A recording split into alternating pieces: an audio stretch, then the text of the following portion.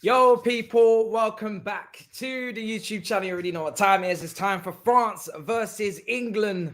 This game, I mean, it's got a lot to live up to follow off after the last one, but we have got ourselves a cracker again, man. It's going to be a lot at stake. I mean, I can't really lose because I have France as my sweepstake, and England, if England win, do you know what I mean? I'm happy. So, yeah, man, listen.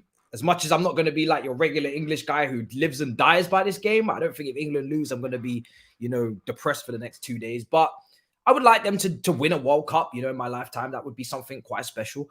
But I'm not gonna hang my hat on it. I'm just gonna play it calm and see. I mean, listen, they're in a quarterfinal with France. I think France are personally slight favourites. I have them to win it again, 2-1.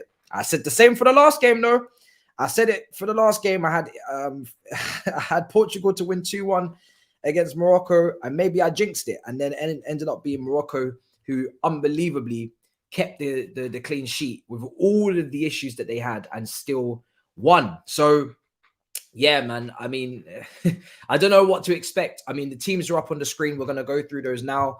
It's going to be very close. I do believe that there's not a lot to separate the two teams, although I have France as slight favourites. I do think it is a lot closer than maybe it has been prior. But you just don't know. Okay. Let's see. So, easier lineups. Let's get into it. Actually, I also need to change this light as well because I've got a little bit of green. And I'd like to change that even to a blue, maybe. Give it... because obviously we was doing Morocco. There we go. All right, just a little light. You're not going to see too much of that one, right? Maybe you might. Nah, because I've got more lights on. You're not going to see it. There's where it is. Okay, your lineups. Let's get into the lineups. Lloris in goal as captain.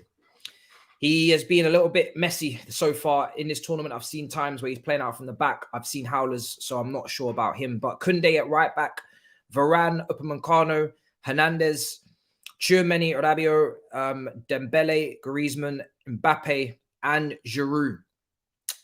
Very predictable French team. The only thing was, would they play Konate? Maybe, but they wouldn't. But that was the only little thing there that they might have gone with. But apart from that, very predictable French team.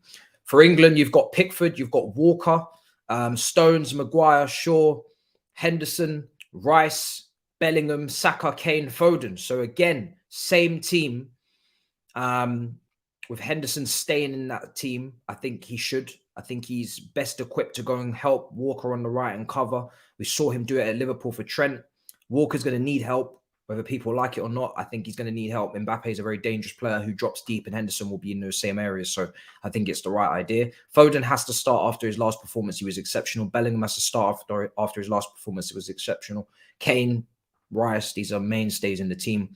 And I keep saying I don't really feel like Saka has much competition on the right because of the injury early in the tournament to Maddison. He's not really played any matches. He played for Leicester at right midfield, so he could have maybe been competition if he had not come injured. But he's on the bench along with all the other guys as well. Mbappe is the threat. It's being overrated too much, according to Charlie in the comments. There's other players on the pitch. There are other players, 100%. But Mbappe is the top goal scorer in the tournament. He is the currently probably best performing footballer in the world. So I feel like if any other player was the best player in the world at that current moment, they would probably be getting that attention, and that's not a surprise. But I agree with you. There are other players. There is Dembele versus Shaw. That is going to be very interesting. There is Foden versus Koundé. That is going to be very interesting. There is Griezmann playing really, really well as a box-to-box midfielder. And then there's Bellingham playing really, really well as a box-to-box midfielder. So I think all those players that have just been mentioned there definitely need their equal airtime. I don't know how Luke Shaw is going to size up against Dembele. I would be worried personally because Dembele can go both ways. They can go both ways. And sometimes I feel like he overcomplicates it a little bit because he knows that he can go both ways, and sometimes he takes an extra touch that he doesn't need to take. But mainly, on the whole, he can't shoot. He can't shoot, but he can help. He can create havoc.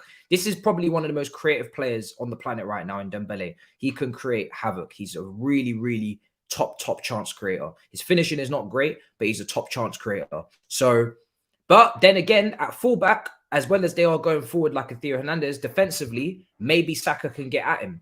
You know, Koundé versus Foden. I think that's a very interesting matchup. I think Foden can get the better of him. So, but Foden won't, you're right, Foden won't run at Koundé like a Sterling or Rashford. He's going to tuck in. He's going to make overloads. He's going to drop deep and drop even maybe deeper than expected at times. Maybe he might even get involved in a little bit of the build-up play and let Bellingham really push ahead of him, like you saw for some of those transition goals that happened in the last match where Bellingham got really far forward, and Foden was the one trying to create something with the back heel with Kane. I want to see more of that. I want to see Foden, although he's starting on the left, I want to see him involved in everything because he's that good. And Bellingham, for me, he's more of a off-the-ball runner. You know, he's a transitional player. He's box-to-box. He's going past players on the counter on the transition. But I think Foden, technically, in terms of the tight spaces and finding that pass and that little bit of imagination on the ball, he's the guy that you got to look to. So, yeah, I think Foden's a danger. So both these teams have equal amounts of threats, but the biggest threat on the pitch is Mbappe. He is the biggest threat for me on the pitch. Kane hasn't scored too many goals in the tournament. He's been more dropping deep, creating. It's a massive opportunity for Harry Kane to step up. A lot of people have been saying Harry Kane doesn't step up in the big moments, the finals, you know, the times where you absolutely have to have him when knockout football, you know, when shit is decided, not league games against big teams. He scored against loads of big teams, but when knockout football, when shit has to be decided, Harry Kane, he doesn't stand up enough. That's what a lot of people say. Well, this is a massive opportunity. He's captain. He's up against the captain in goal in Lloris. It's a massive opportunity for him to have a masterclass. He's been very good this tournament, even though he's only got one goal. I've been very impressed. And yeah, you have to give Southgate credit for going for it for sure. I was hoping on talking tactics with James that he would stick to the back four and go over 4-3-3. He has done that. He hasn't reverted back to a 5. He hasn't decided to shut up shop. He hasn't, you know, he's not a deer in headlights in that sense, going to a back 5. And I don't really feel like it was ever on for him to go to a back 5 because it's like, what do you have to gain as opposed to what do you have to lose? And for me, pros and cons, you're losing a lot more than you're gaining. Yeah, you might get some defensive solidarity with Trippier backing up Walker and whatever, but what you're telling me Mbappe is still not going to cause problems? Because he is. Do you know what I mean? Theo Hernandez going forward is still going to be problematic. I don't think that just immediately means that you shut them up. But what it does mean is that you don't have maybe a Foden on the pitch who can create something out of nothing. So I think for me, it was better to stick this way, and I'm happy that you stuck with the 4-3-3. So yeah, Iceman, I don't get your comment because if you watched Foden that game, he was the one that played a very important role in England actually creating a clear-cut opportunity. Bellingham's run, that run doesn't get spotted unless Foden backhills it in that tight space where nobody tries that up until that point. Henderson was passing it back. Everybody was passing it back. So yeah, I think for me, I don't really get that. I think Foden's definitely shown already that he's a talent. And it doesn't really make any sense. So Dembele's one that you've got to keep an eye on. But I want to give some shine to Griezmann before we go to Bellingham and others as well, because Griezmann in this tournament has been really, really, really good. He's been really, really good. Griezmann's box-to-box midfielder. I know he's down as a 10 in a 4-2-3-1, but Griezmann has been ridiculously good. He's been literally box-to-box, you know, clearing the ball in the box. He's been winning the interceptions. He's been, you know, creating opportunities with the final pass. Griezmann for France is just another beast. He was brilliant in the last World Cup. And in this World Cup as well, he's got a little bit of a change of a different role. And he's been brilliant. And I think he's actually really good in this role, dropping deep as like a right-sided 8.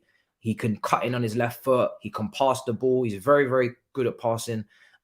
He's not just obviously an attacker who can score goals. He can pass the ball really, really well. He can get out of tight spaces. So he's actually like a really, really good right-sided 8, as long as you can afford to have him in there.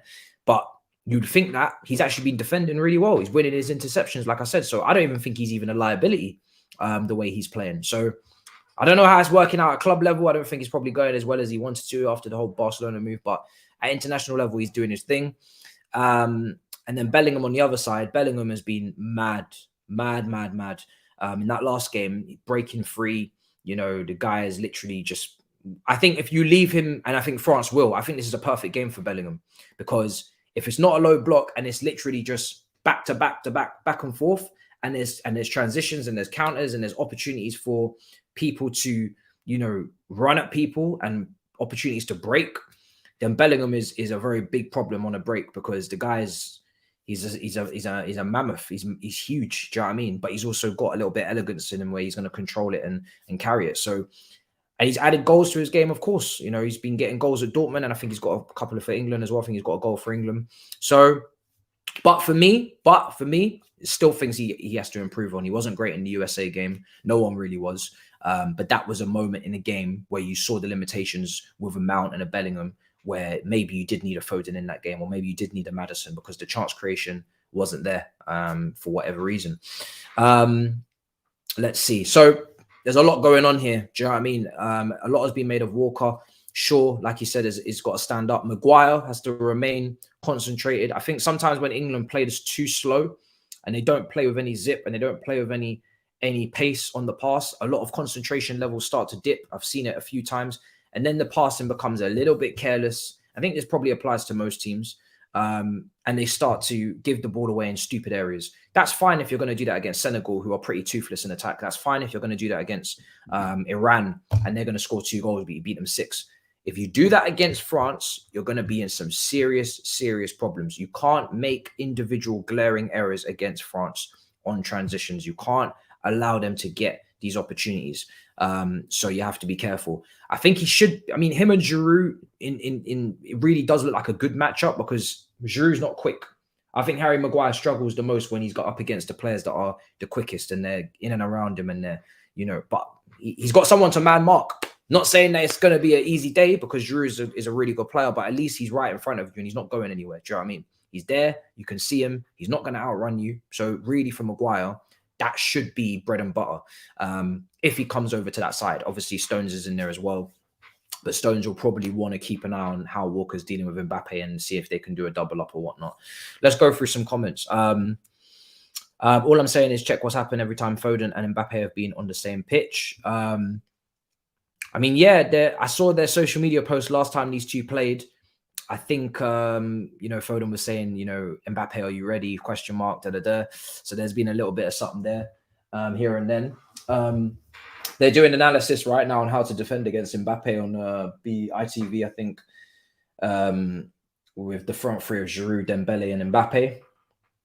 And obviously, like I said, Dembele, what way do you send him? It's a very difficult situation. If he cuts in on his left foot, I don't advise that he takes shots, but he can find Mbappe on that left-hand side and spray it across. And then, you know, as we see, goal. Or he could go down the right and he can get the cross into Giroud. So Dembele's flexibility and his ability to go either way, equally doesn't matter what way he goes. He's literally truly two-footed. He doesn't need to worry about what foot he's going to use. He can create any type of chance. You know, he can cross, he can pass, he can dink it over the top. He can do all these things, switch play. Tchouaméni and Bellingham are not the same player, so no point comparing. It's like you're comparing a DM with a box to box. So there's no point doing that. So yeah, all I'm saying, let's see what else is being said.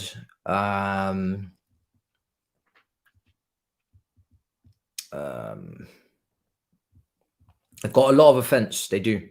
England have got a lot of attacking options. I think when you look to the bench and you look at England's bench, you would say that England's bench for me is probably stronger in terms of the options off the bench, in terms of attacking options. You've got Maddison there. You've got Grealish. You've got Rashford. You've got Sterling. We haven't even really seen anything of Wilson, but we know he's a fox in the box. They've got a lot of players on that bench that can cause a lot of problems. And I say it's stronger. I think the only thing that's stronger for France is their defense. Obviously, I would trust Saliba and Konate every day of the week before I'm trusting Dyer, Cody, and all these guys. But in terms of the attack, you would take England's bench. So we'll see. We'll see the way the game pans out. We'll see the way the game pans out. If France have a little lead and England need to bring attackers off the bench, they've got the options. But France have got the defenders to bring on. But say if England are winning, they can bring off a lot. They can bring on a lot of pace on the transitions. Rashford on the break, Sterling on the break. They've got a lot of quick players that can you know, they can handle those transitions and those counters. So there's a lot of flexibility in there. You got playmakers, you got Grealish, you got Maddison. Mount can come on for tactical. reasons. Same with Gallagher. So there's a lot there, man. There's a lot there. Thoughts on people saying England's a better team than France. It doesn't really bother me, to be honest. I mean, England have to show that they're better than France. You know, if they want to, there's no point calling them better than France and then they go and lose. If they want to be better than France, then they have to go and win a World Cup. They have to go and win a Euros. They have to go and beat France. You know, they have to go and do things that actually stand out in international football. It's not good enough to just do well or do better than you did and then walk away with nothing. That's what Belgium did. No one will talk about Belgium in 10, 15, 20 years. Nobody will be talking about Belgium because they didn't achieve anything. So you can do better than you did and be happy with that, or you can win. That's the two different things you can do. For me, go and win. Do you know what I mean? Go and win. Then people will talk about you. You'll be in history. Doing well is not going to put you in history. So, you know, who am I supporting? For me, you know, if I really think about it, I want England to win it. Of course, I want them to win the match because this is the country I live in. You know, as much as I'm not like a paint off the face and, you know, go mad, England. But if they do win, I'll be happy. But if they don't win, maybe it's because I'm scarred.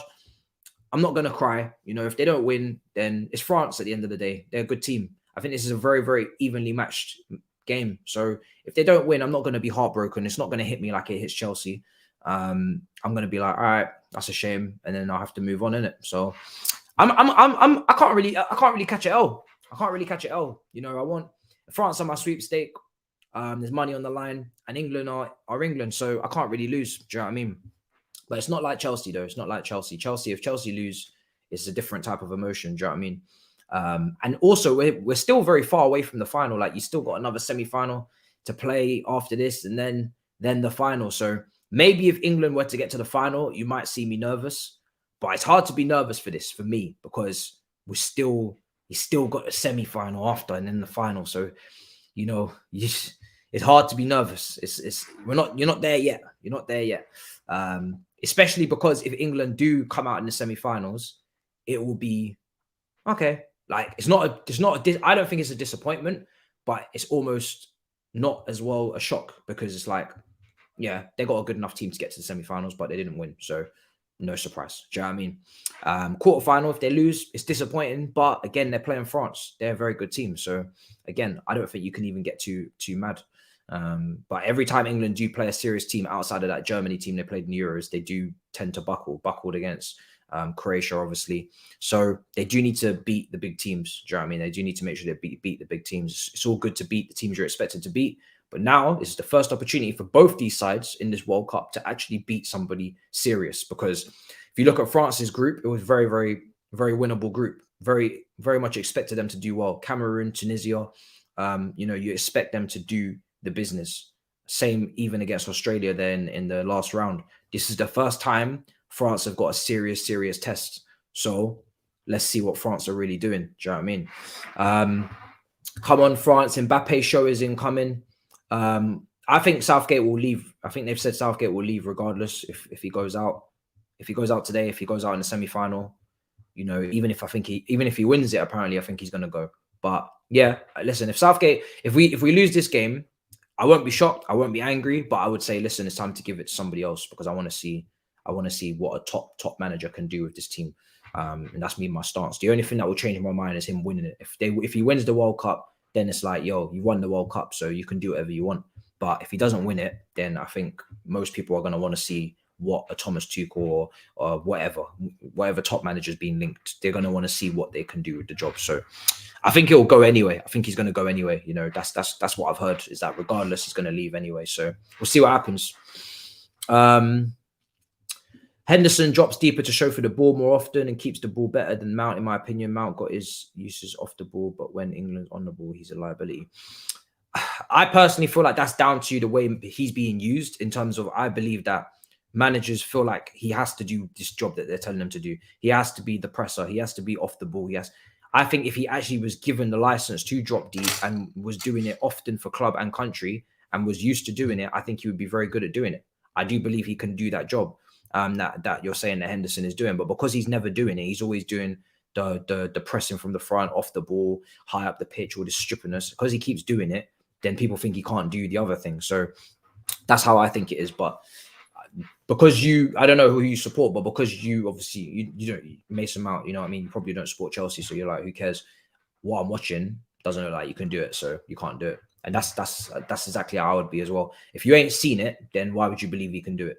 But I believe he can do it if he was to, because he's played in number 8 in the midfield 3. And if you're playing in midfield 3 as a number 8, you do have to drop deep sometimes and pick up the ball. But yeah, it is what it is. Let's see. Anyway, there's no point talking about Mount because he's not even a starting 11, man. I'm bored of talking about Mount all the time. Mount. He's over spoken about player, honestly. Man is not in the team. Let's talk about people that are in the team. What did you guys make of Declan Rice's performance last game? A lot of people were saying that he didn't get enough credit for his performance. Won the ball back a lot. Did his job. Simple. Obviously, he was against Senegal.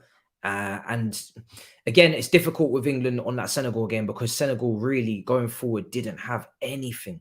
Like, it was very, very, very, very like weak in terms of there was no final third presence. There was no attacking impetus. There was no goal scorers. It was just like a team that they had the right intentions. They could cause problems. There was a few times they did cause England problems, but you always knew that going forward, they weren't really going to do anything serious. But I don't know what you guys made of that. In comparison to Bellingham, Rice looks kind of basic. I mean, they're two different players. You know,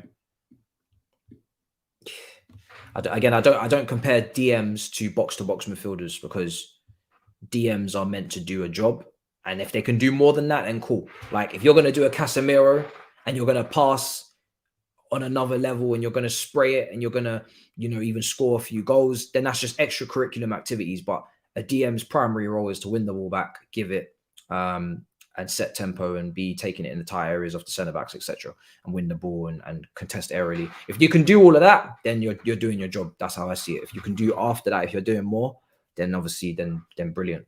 Let's not act like France didn't get caused problems by Poland. Poland didn't cause France problems. Should have been 1-0 up, but really, yeah, no, 100%. But again, Poland. I don't know what it is with Poland, man. They're just Szczesny did a great tournament. Lewandowski finally got his goal, but I don't know, man. They just don't have enough. They don't have enough good players. They don't have enough good players when it's all said and done to do serious damage. You can't just go into a tournament with a goalkeeper and a striker and think you're going to get through. So it is what it is. Let's see.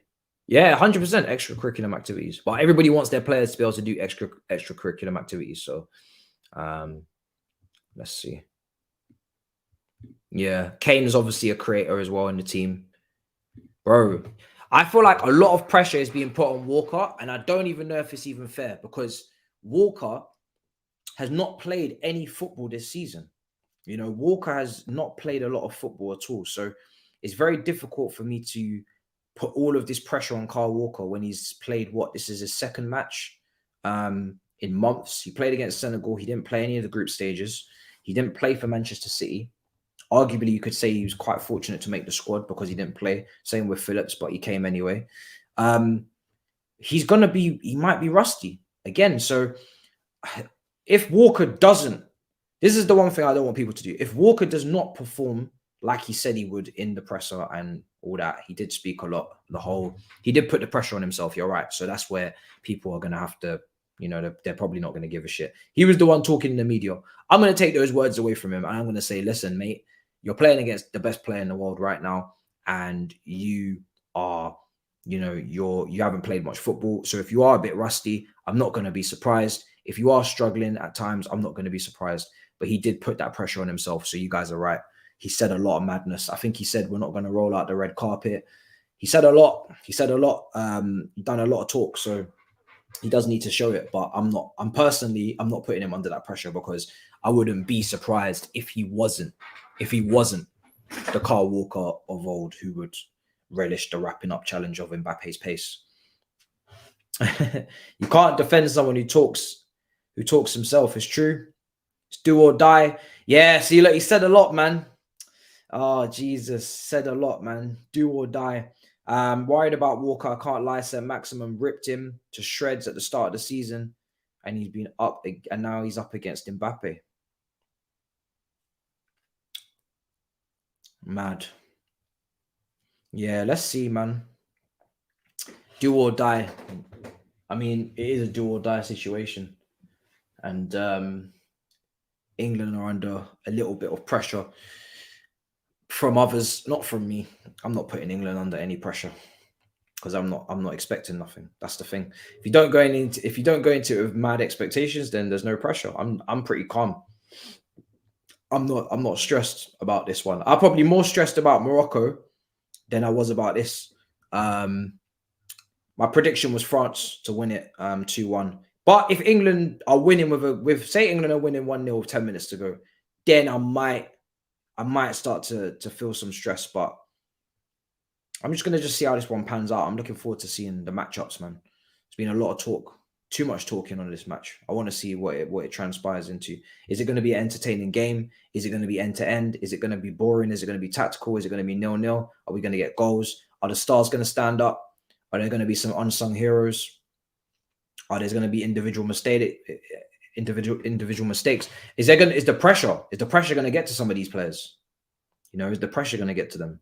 All of these things I'm asking. So I'm interested.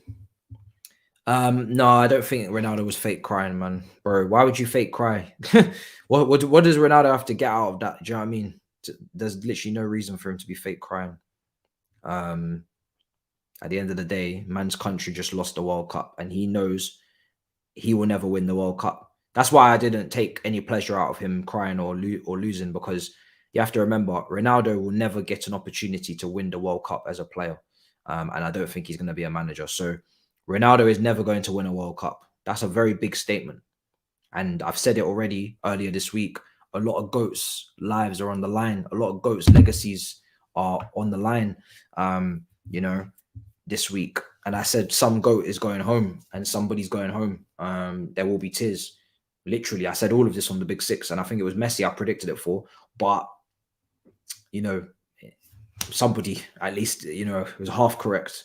Somebody will be crying there will be tears. It's going to be sad for someone. And it ended up being Neymar and Ronaldo. Can you imagine? It's nuts. Everybody had all three of them to go through. And I said, something doesn't feel right. I said, there's no way Messi, Neymar, and Ronaldo are all going to a semi-final. It sounds too perfect. The script is too perfect. You know, Brazil versus Argentina, you know, Portugal. Bro, it sounds too scripted. That means you're guaranteeing to get one of them in the final. Nah, no chance. No chance.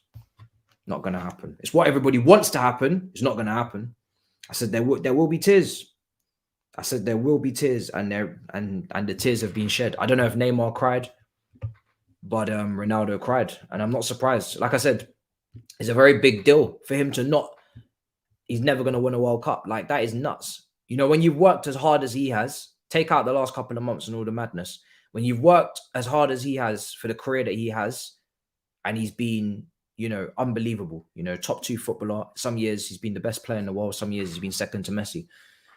When you've worked as hard as he has from age, whatever, all the way, can you imagine working that hard throughout your whole career, staying fit the whole time, never getting injured, never dropping off, performing year in, year out, performing, going in the gym every day, working, training, eating right, all career for how many years? 20 years, 25?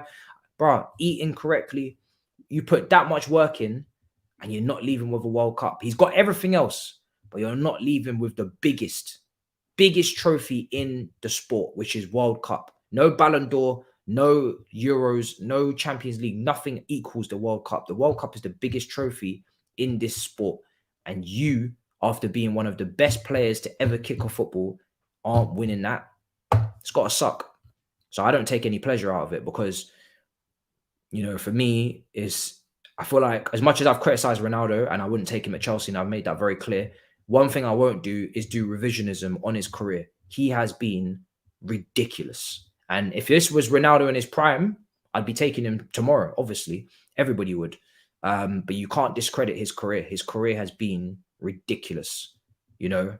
And sometimes I feel like people have to go back and watch the comps or something just to remind themselves. But It's a shame. It's a shame. But if I had to pick a GOAT to win it, I am picking Messi. But again, I have a funny feeling that it won't be Messi winning it either. I'm not gonna lie. It's what everybody wants. That tells me it's not gonna be happening. Something about it, man. Something about it just seems too, yeah, something about it just seems too fixed. But yeah, I get it. People say his behavior at this stage of his career is questionable and tarnishes. Yeah, I hear that 100%. And I do think he has kind of tarnished his legacy a tiny bit. I refrain from overdoing it and saying, because you have to remember as well, for all of his behavior and all this, you have to remember he lost a child. So when anybody loses a child, you can start acting out mad.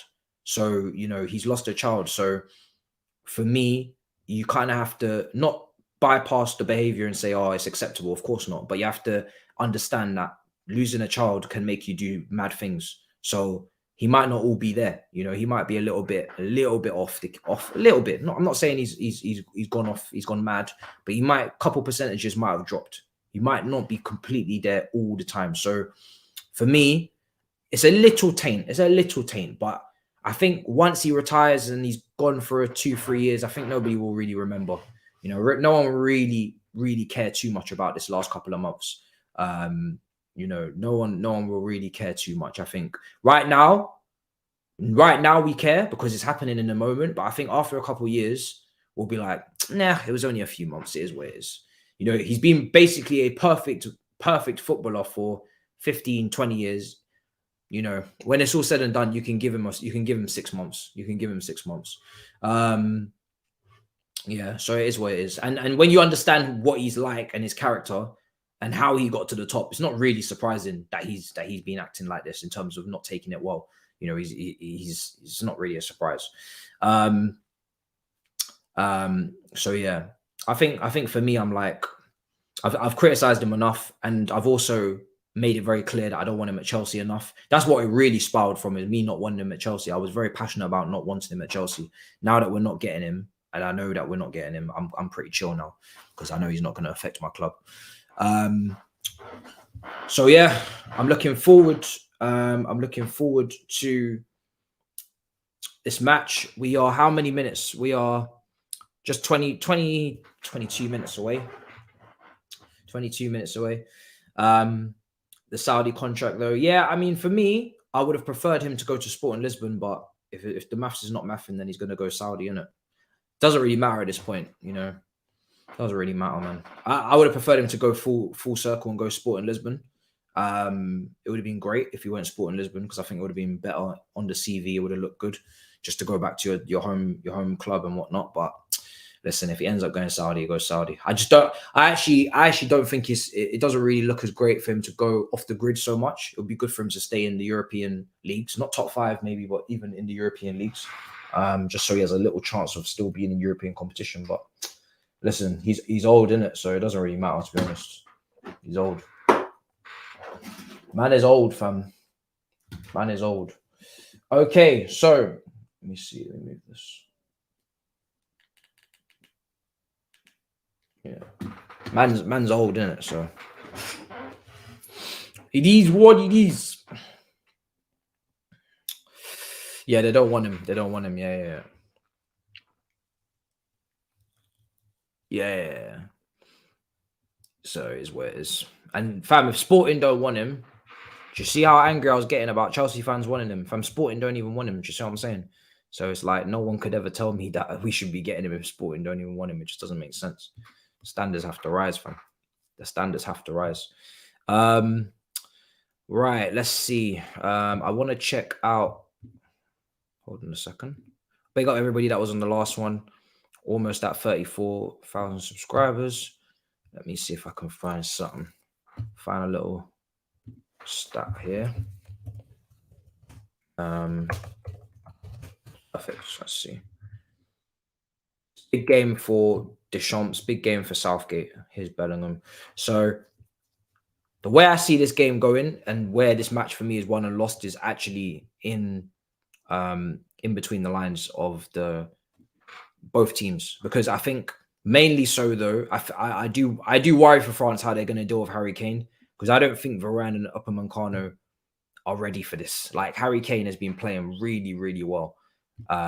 He's not spoken about enough, Harry Kane. I think Harry Kane could cause a lot of problems. If he has one of his top games and then he puts the finish into match and gets over the hoodoo of not showing up in the big moments and whatnot, and he just plays like his normal game, Harry Kane could be a problem, man, because he creates a lot of chances.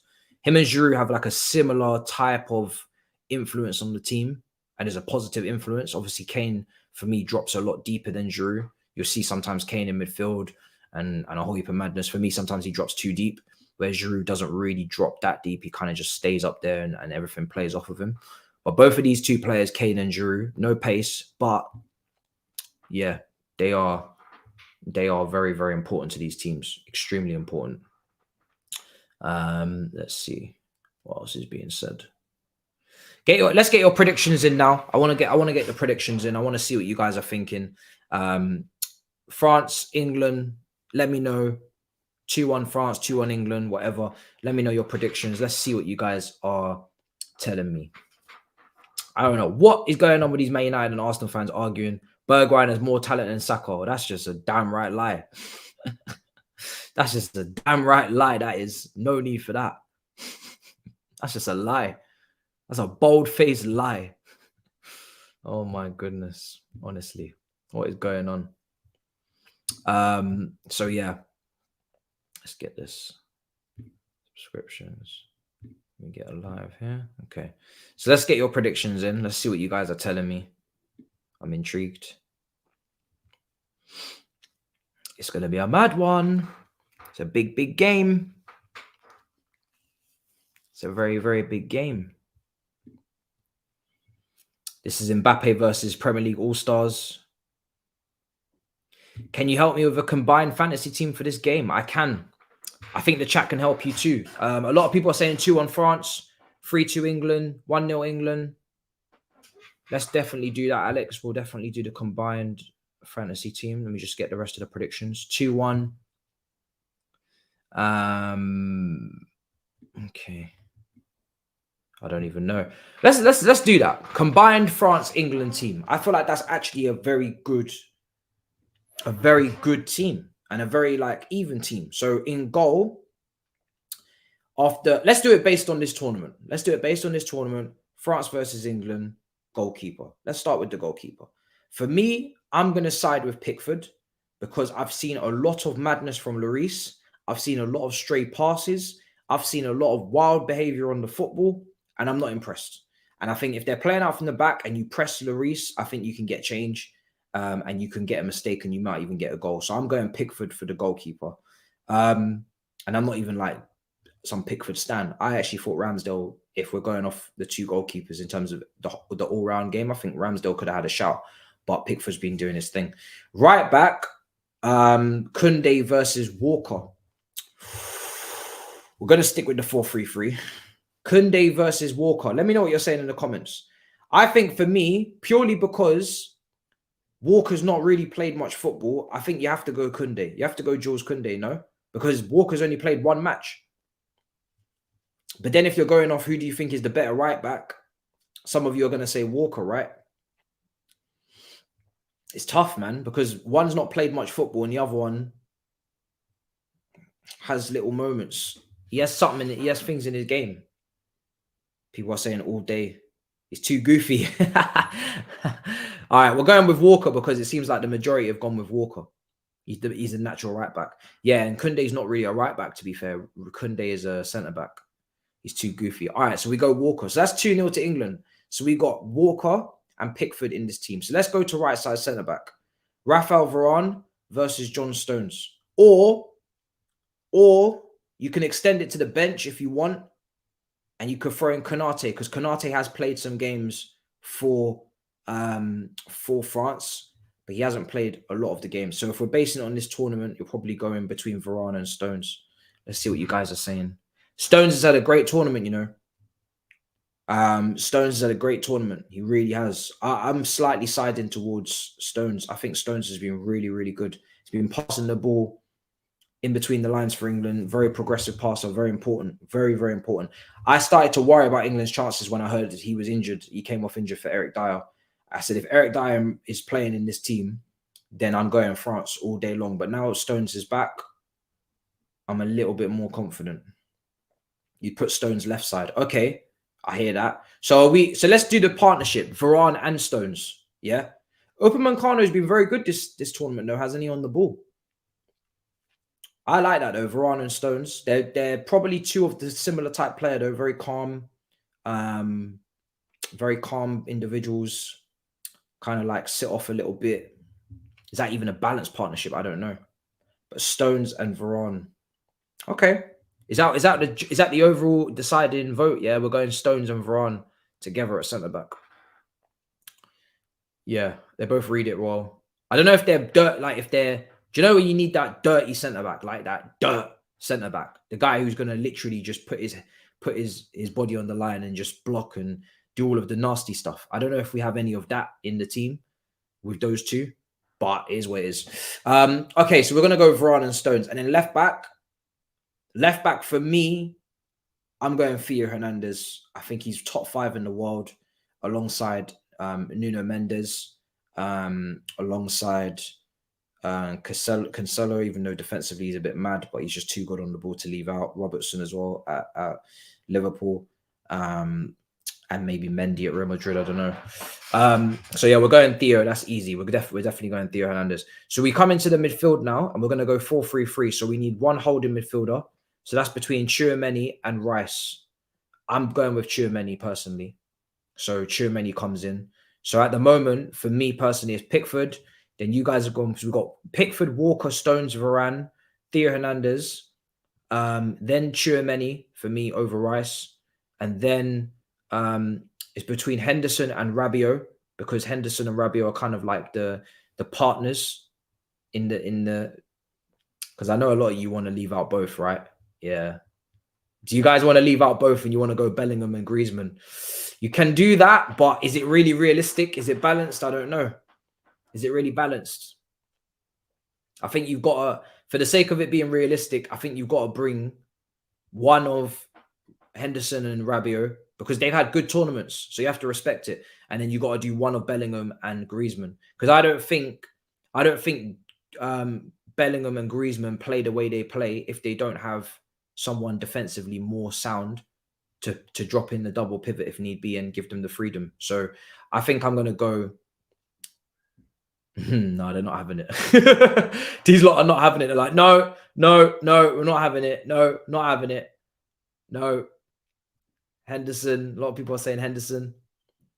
Some people are shouting for Rabiot. A lot of people are asking for Jude Bellingham and Griezmann. Is everybody asking for Jude Bellingham? Yeah, Griezmann's been working hard. He's been dropping back. Griezmann's been working hard, 100%. He's been working hard, box to box. All right, cool. All right, we're going with it. So Bellingham and Griezmann, because that seems to be what everybody's been asking for. So Tchouaméni, Bellingham, Griezmann. Oh, this team's wild. So let's go from the top. We've got Pickford, we got Walker, we got Stones, we got Varane, we got Theo Hernandez, we got Tchouaméni, we got Bellingham, we got Griezmann. And then for the front three, I think it's pretty easy, right? Dembele, Harry Kane, Mbappe. Right? Foden is unlucky. Give me your front threes in the chat. Give me your front threes. Personally, that's on ability. That's my front three. You're not leaving Mbappe out, and he has to play off the left because he's just being ridiculous off the left. You have to play, for me, Harry Kane over Giroud, even though I have so much respect for Giroud, but Harry Kane for me is better than Giroud. And then on the right, some people are saying there's a conversation. Okay. So let's so we know it's Kane and Mbappe. So let's get to the right side. That's where the conversation is taking place. Dembele, Saka, Foden. Which one? Oh, look at all the different comments. Saka. Oh, Saka's clear. What about Foden? Foden on the right? What about, listen, Saka. People are saying Saka. I'm not gonna lie, I don't think Saka in the last 2 games has been that great. But a lot of people are saying Saka. Dembele, Foden. Foden doesn't show in the big games. Foden is my Ronaldinho. Giroud's had a better tournament. Yeah, I can hear that. But Kane has still had not great. He's had a very good tournament. I think both of them have had very good tournaments, but Kane's a better player, so it's kind of based on the tournament, but kind of based on the player, a little bit of both. Wow. Dembele clear of Saka. I'm not gonna lie, yeah. I'm shocked that Arsenal fans are probably. Is it Arsenal fans? We are all Arsenal fans. I'm not gonna lie. I'm shocked. Some of you are saying to me that Saka's better than Dembele. I like Saka, but to say he's better than Dembele, I think you might be doing too much. I think you are. Dembele's the better dribbler. He's the better 1v1 player. He's the better passer. No, and he's both footed. Saka's the better shooter, but Saka's shooting still is not like mad. Still needs to improve. I'm shocked. I'm kind of surprised that people are telling me Saka over Dembele. That's mad. I get Saka, maybe Dembele versus Foden, maybe. But they're different players. I'm still going Dembele, no? Dembele's been on smoke, you know. Dembele's been on smoke. You see how many assists he's got? He's been getting bare assists. No, it's not. No. Don't try to change it. Some people are asking, how do you think Dembele would do in the Prem? That's not the conversation. No. Don't change the conversation. Don't change the conversation. No. The conversation is about this combined. This is internationals. Why are we talking about Premier League and international? Bro, the only thing Saka has over Dembele is better hamstring, someone said. Dembele's limbs would be shattered. No, we're not talking about Premier League. Stop it. It's not about Premier League. This is the combined World Cup 11. Stop trying to change the narrative. Focus. Concentrate. This is about this. 0 goals. Come on, man. He has ability, but he's getting overhyped. Bro, okay, he can't shoot. That's what I said. He's a shocking shooter, but he still can dribble. He can still do other things. What? Dembele's not a better dribbler than Saka? Hold on a second. Who's a better dribbler, guys? Saka or Bellingham? I'm sorry, Saka or Dembele. Who's the better dribbler? I can't believe this is happening. You lot are telling me Saka's the better dribbler than him and Dembele. You're saying Saka's a better dribbler than Dembele? Yeah, no. I know he can't shoot. No. He does have end products. You can't do that. Dembele has end product. He just can't shoot. He can cross and he can pass. So you can't put end product is Adama Traore has no end product because he can't pass. He's just erratic. He can't do shit. So if you want to do Traore has no end product, cool. But Dembele has end product because he puts up stupid assists. If you see his statistics last season for assists and chances created, his statistics are nuts. So let's not do Dembele has no end product. Dembele can't shoot. Dembele has no end product with the shooting, but he can pass and he can assist. He's a great crosser, great passer. I have the time already, yes. Nah. There's too many Arsenal fans, man. Who's got more goals in the World Cup? Bro, that's not what this is about. Giroud has more goals than Kane at the World Cup, but we put Kane in the team. Oh my God. You know what? Let's just leave it, right? Let's just leave it. Let's see what happens. Let's leave it with God. I asked a question. We can't decide. Everybody's giving me different answers. So that's the one thing I'm going to leave to the game. I'm going to leave to the game, all right? Leave to the game. I'm not going to answer that question. Because, no, I'm not even going to do a poll. I'm not going to do a poll. Because one, I don't know how to, and two, I'm not even going to do it. Let's just let the game. Let's see who turns up. Because everybody's talking about Mbappe. Everyone's talking about Foden. Let's see out of Saka and Dembele who turns up. I don't know. I'm not even going to side with anybody. I personally feel like it's Dembele that should be in it. But we couldn't agree. So we're going to go with the people. We're going to let the players decide. Let's let the players decide. Whoever turns up gets in the team. There you go. Whoever turns up gets in the team. We'll be watching Dembele and Saka very closely today. Let's watch the game.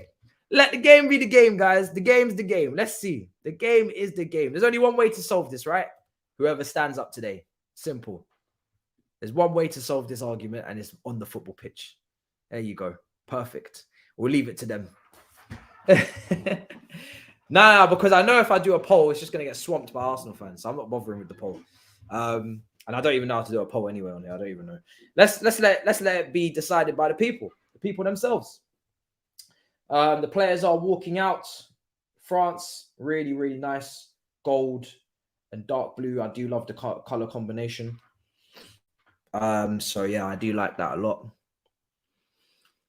I am scared about Mbappe. I mean, Mbappe versus Maguire shouldn't really happen too often, right? Because they're on different sides. But if Mbappe decides to switch over and go over there and cause problems, then I would worry about that 100%.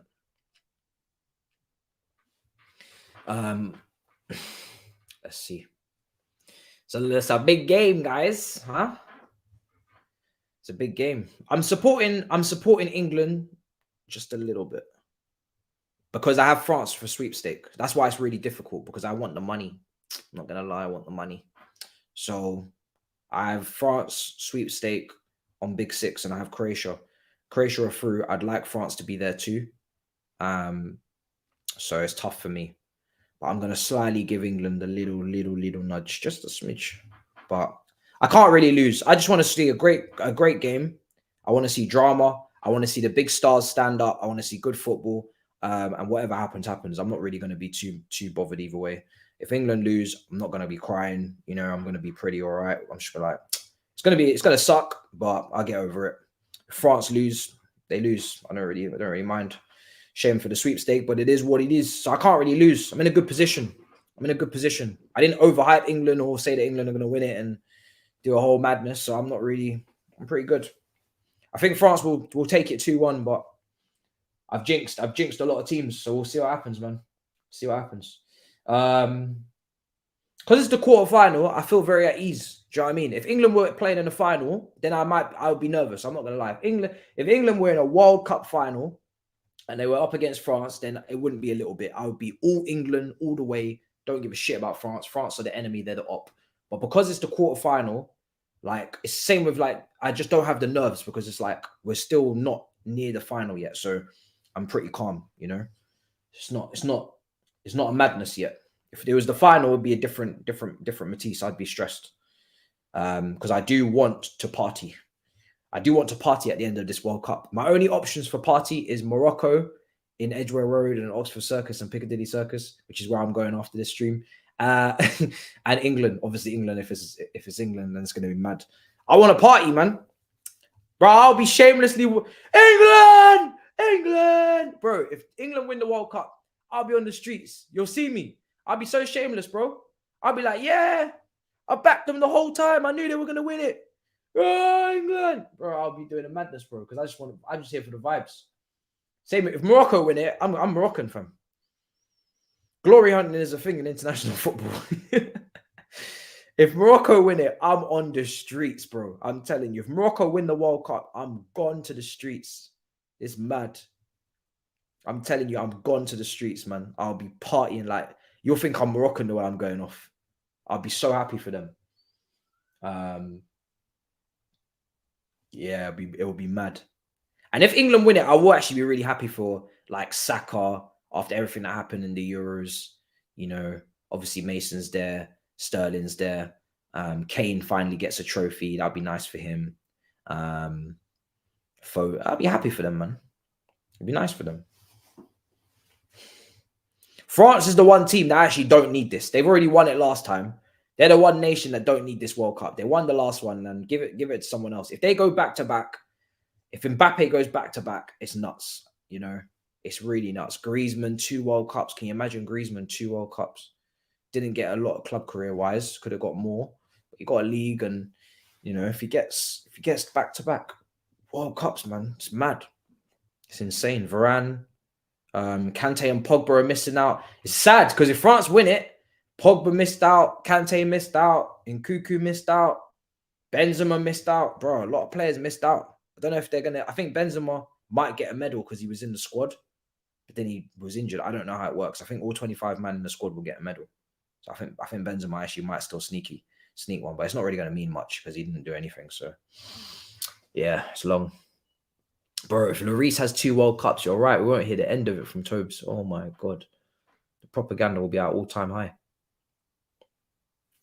Last watch-along was insane. We're back to our normal numbers now. I do believe that YouTube slyly felt sorry for me after what they did last night with my the Netherlands versus Argentina watch-along. They decided to wrongfully take it down for spam, deceptive practices, and scam, and then persisted to then give me a community guideline strike, which I took a massive offense to because my channel is clean as fuck and there's no strikes and there's no, You know, I'm not 2 strikes or 3 strikes away from termination, all this nonsense.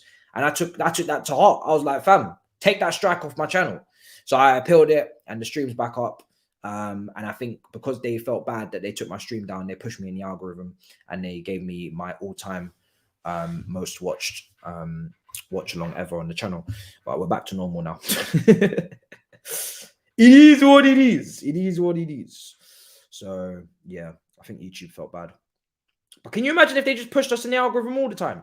That's what I'm thinking now. I'm like, wait, so you guys have the capacity to push me in the algorithm and you don't?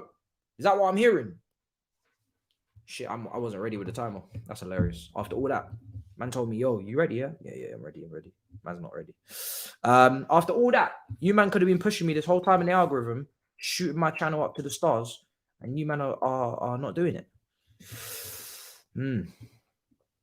Footballers are humbler, but that's very interesting, YouTube. So you tell me you can, but you won't.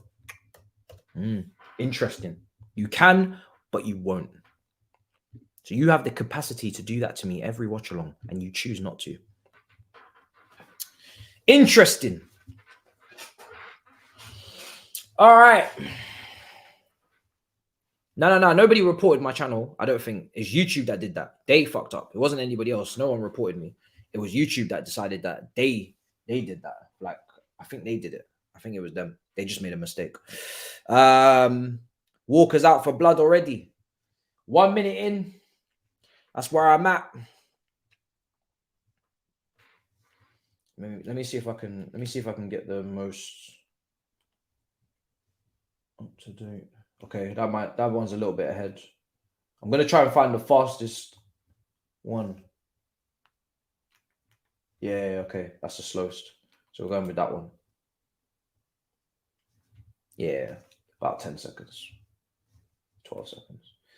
All right, France. I'm gonna change the timer, update the timer a little bit, just so it's really on point.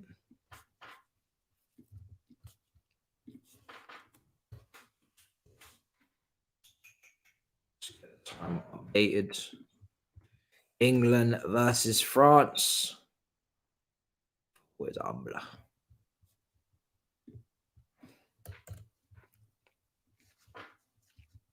Let me quickly get this in OBS.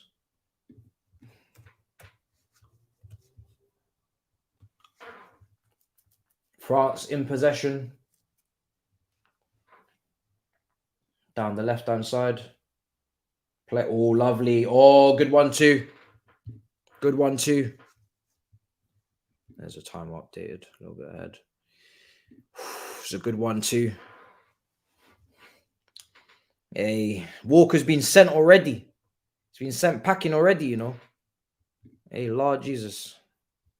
The stress is high. The stress levels are high.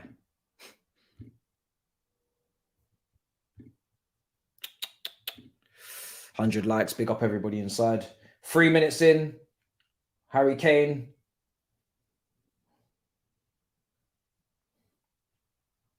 Theo, well done. Upamecano gives it away. Here's Henderson. Foden. All blocked.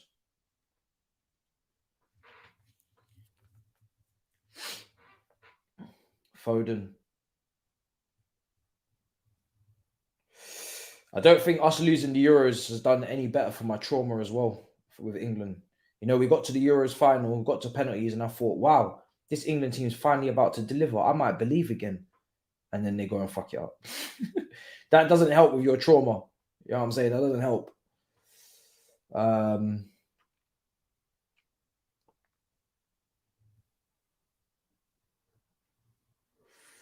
Go on. Well done. Play it. Griezmann. Oh, here we go. Maguire, play it. Oh, I wasn't familiar with your game, Foden. I wasn't familiar with your game, Harold Maguire. I wasn't familiar. Oh, go on. Oh, listen. England are trying to bop it. England are trying to bop it around, guys. It's nice. It's nice. They're trying to bop it around.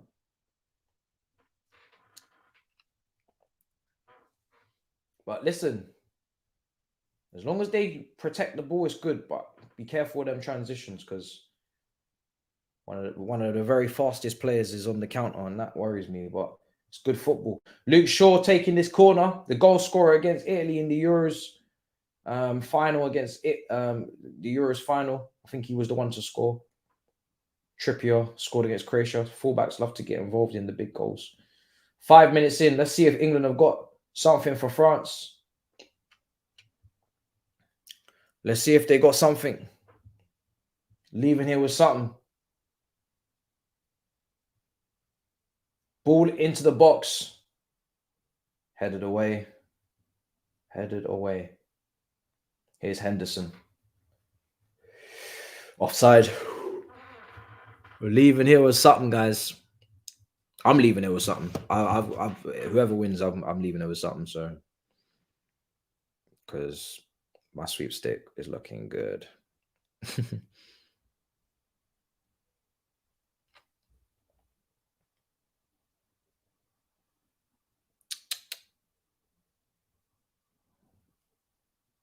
Go on.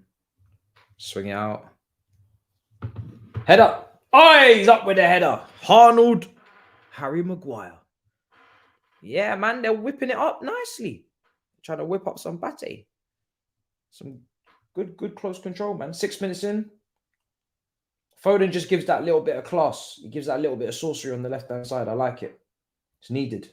Very much needed. But again, a lot of credit. I'm going to give, even before the result, I don't care. I'm going to give credit to Southgate for this lineup because I do like the lineup a lot. Go on, Mbappe. Oh, Giroud. Trying to flick his foot up in the air like some scorpion kick. Trying to score an all-timer. Trying to go for the Puskas. I actually had on Talking Tactics. I had the same team. That he played against Senegal. Same team. Good balance. He had a bit of everything. Played the same team. And he's played the same team. I really like the team. Yeah, Giroud's really trying to get a worldie, man. Giroud woke up and chose violence. Luke Shaw. Declan Rice. Harry Maguire. John Stones. Bruh, at this point, I might be a Moroccan. The amount of nerves I had for that nation, fam. I had more nerves for them than England, fam. This might be a Moroccan channel after all. Griezmann versus Bellingham is an interesting battle. Henderson. Shaw. Come on. John Stones again. England just keeping possession. Switch play. Well done. Maguire. I wasn't familiar with you. No, I am familiar. I am definitely familiar. How the hell did Neuer break his leg on skiing trip and now he will miss the whole season? Bayern are in trouble. Oh my goodness. I think I did see an image of him, on socials. He was definitely in a bad way. England fans, I can see them here cheering on. A lot of nerves as well in that crowd.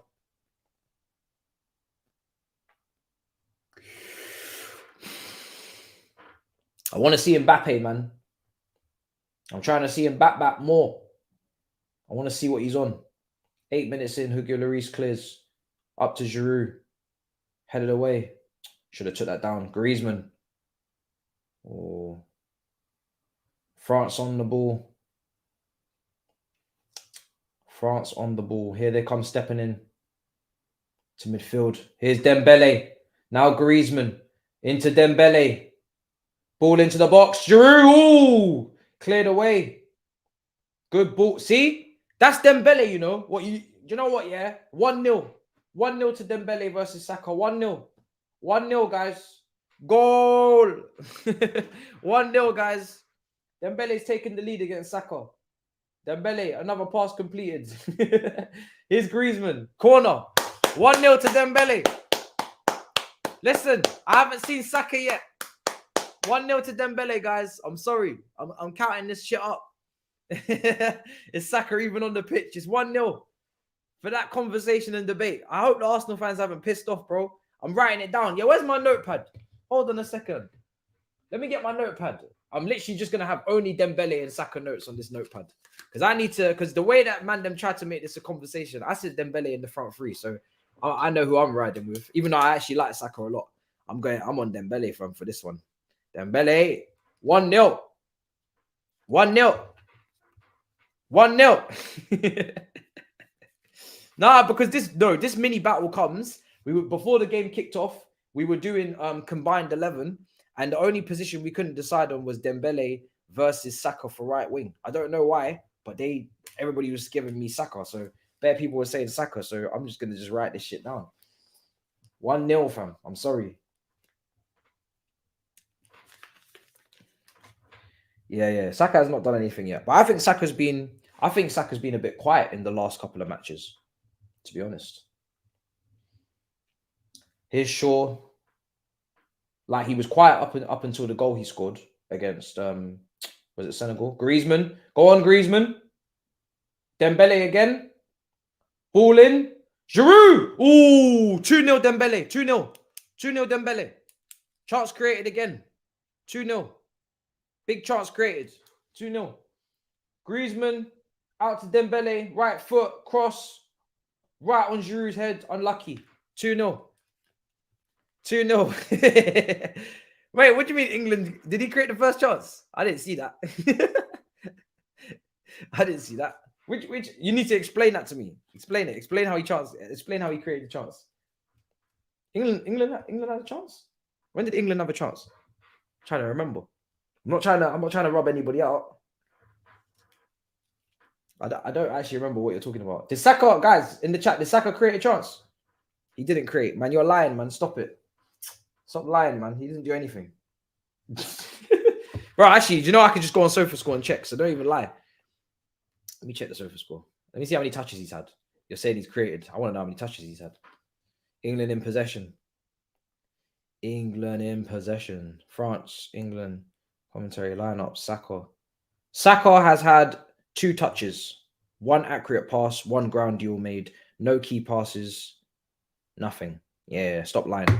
Stop lying, man. He's only had 2 touches of the football, man. Stop lying. If we don't remember it, did it happen? Nah, bro. Dispossessing someone is not going to get you a point, man. You have to create chances. You're a winger. You guys are silly, man. You guys think dispossessing someone's going to get you a whole point? Bro, you have to create chances, score goals, assist, take shots. Do you know what I mean? You need to do attacking things. I'm not doing defensive hype. You have to do things. You're a winger. You're not a DM. You're not a fullback. This is attack. Man said tackles and interceptions for a winger. Stop it. The beautiful game will not allow it. I want goals. I want assists. I want chances created. I want stepovers. I want things to happen. I want you to rinse a man. If he dribbles past someone and he rinses him, I'm going to give him something. I'm going to give him something. 2-0, man. 2-0. Go on, Griezmann. Oh, Griezmann. See, Griezmann. Look how heavily involved Griezmann is. Griezmann is heavily involved. Bro, they're not even passing to Mbappe, man. He's going to get pissed. He's going to start being angry. Watch. Bro, Harry Kane. Oh, Harry Kane, he's put the burners on. Harry Kane tried to put the burners on. Oh, my goodness. You know it's mad when Harry Kane's running. Bro, Mbappe didn't get a touch of the football yet, bro. He's standing there looking at him like, huh? What? Mbappe's going to be angry in a minute, man. They need to pass him the ball. Look, he's moved central. Look, he's so angry, he's moved central. He said, no, we're not doing this. Look at Mbappe. He's moved central. Where's Giroud? Mbappe's left. Mbappe's so annoyed. He's come central and he's come off the left wing. Come to play central now because he's not touched the ball. He's like, yo, it's been 13 minutes. I ain't touched the ball. I'm moving inside. Fuck this. This is a disgrace. He's fuming. He's absolutely fuming. Oh my goodness. He's not happy bunny out there, man. Bro, he told Giroud to go play on the left wing. He literally told Giroud to go play left wing. That's how mad it is. Oh, here we go. Play it. Oh my God. He didn't want to pass to Mbappe. Dembele! Oh, you're not going to get a point for that. Mbappe with the cross. I'm not going to lie, kind of delayed the pass a bit too much, maybe, Rabiot. If he just played it earlier to Mbappe, To be fair, he had something cooking. Good cross, yeah. All right. Yeah. Man, imagine telling your target man to go play left wing. It's insane. He told his target man to go and play left wing, hold the ball up on the flanks. That's how angry he is. He said, oh, it's insane.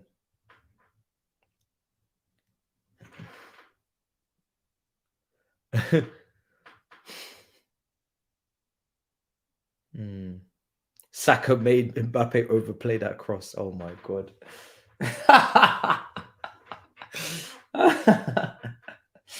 Listen, we're saying who's the better right winger, not who the better fullback. If you want who's the better fullback, I'm going to give it to Saka. But the debate was who plays on the right wing.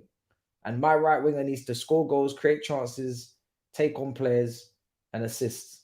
If you want to go who's the best fullback, who's the best defender, then Saka wins. Saka wins, man. But I didn't tell you Dembele's playing left back, so it's not going to work. There you go.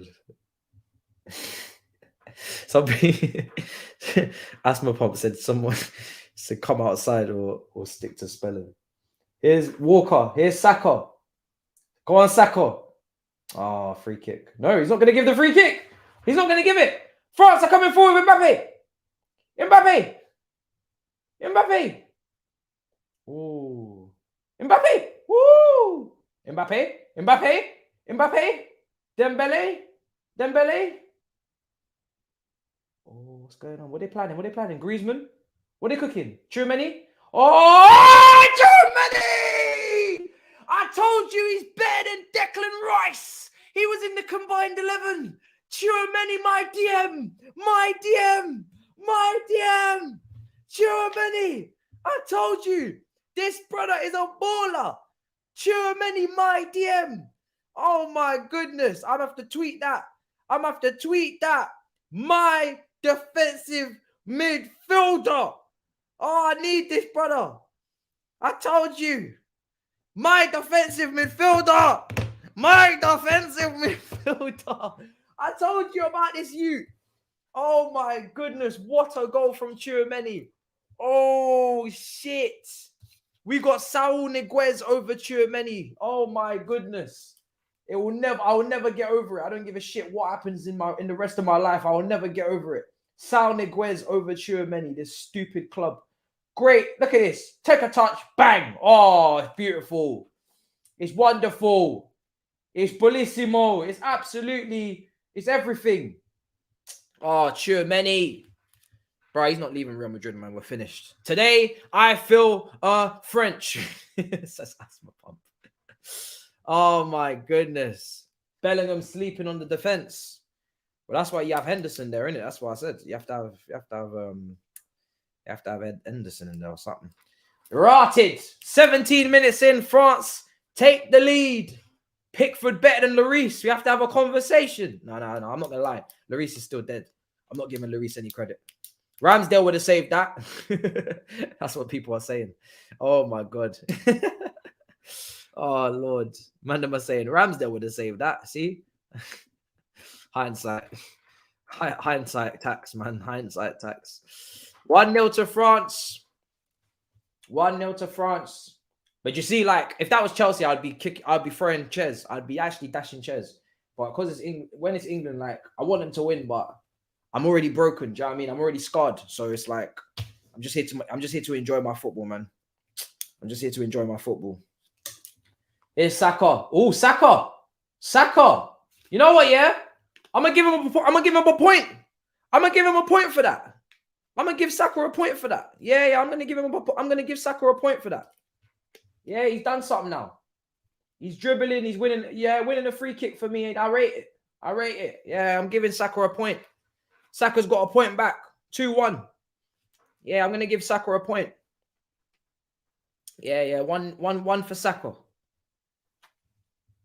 I'm gonna give him a point. He lost the ball in the lead to the goal. Oh, did he? You're saying Saka lost the ball in the lead to the goal? We have to give away a point. It's back to nothing.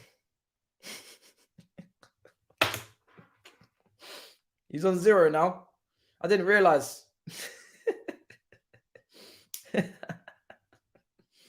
Fuck's sake. Arsenal fans are going to kick off in this chat. Yeah, I know. I said it was a foul. Yeah, but, you know, blah, blah, blah, blah, blah, blah. You have to take a point. You have to take away a point. Wait, listen. Oh, my goodness. Free kick. Big opportunity. Big opportunity. So, Luke Shaw.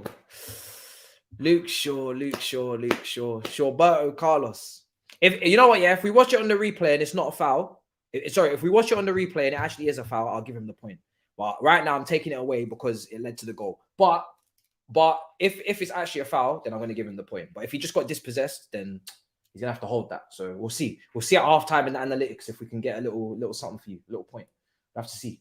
They're going to play that again anyway because it's the goal, in it. They're going to play it again, so it's cool. Watch it back. Watch it back. Run it back. Run that back. Oh, my defensive midfielder. My defensive midfielder.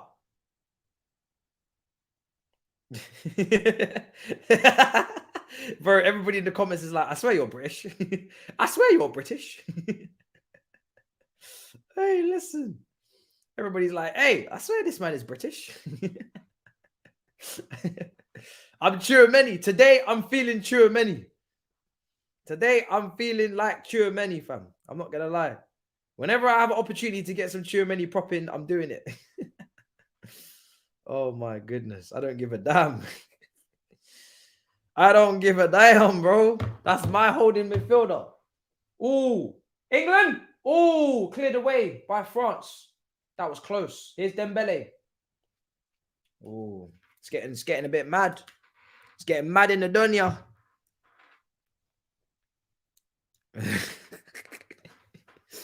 Oh my goodness, man. This is jokes. Give Saka a point. Yeah. We have to give him a point. You're right. 100%. All right, Saka's got a point now. Make sure you guys keep up as well. Sometimes I'm not looking. Sometimes I'm looking at the chat. So make sure you guys are tallying up the points. 100%. Saka gets a point. So Dembele's got 2 points. Let me write this out a bit better. Dembele's got 2 points. Saka's got 1 point. It's 2-1. We're not giving out these points nicely as well. We've got to do something. Listen, bro. They said it, innit? So we're going to see. Whoever wins on the points, they get to go into the combined 11. So let's see who gets it. I might even change the title, actually. When the watch-along is done, I'm going to, because I can't edit it now, but when the watch-along is done, I'm going to put Saka versus Dembele in the title. That was just hilarious. Go on, Mbappe. Oh, Mbappe. Oh. He's like a Formula 1 car, fam. As soon as Mbappe gets the ball, I just start running the engine. I'm not going to lie. I just start running the engine. You know when the cars are all along the starting line, and they're doing the lights out, and you just hear the bro, Mbappe, every time he gets the ball, I just go he's like a car. Oh, Kane missed a big chance. I know it's not part of my notes, but I'm gonna write on a different page for my agenda when we talk to Thabz about big moments. Yo, tap in Thabz. We're coming for you, man. That's your Tottenham guy missing out on an opportunity to put us 1-1. Tottenham bottlers, brother. Tottenham bottlers.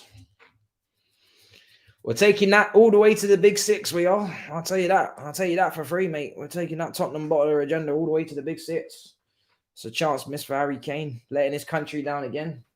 Taking it all the way to the big six tomorrow night.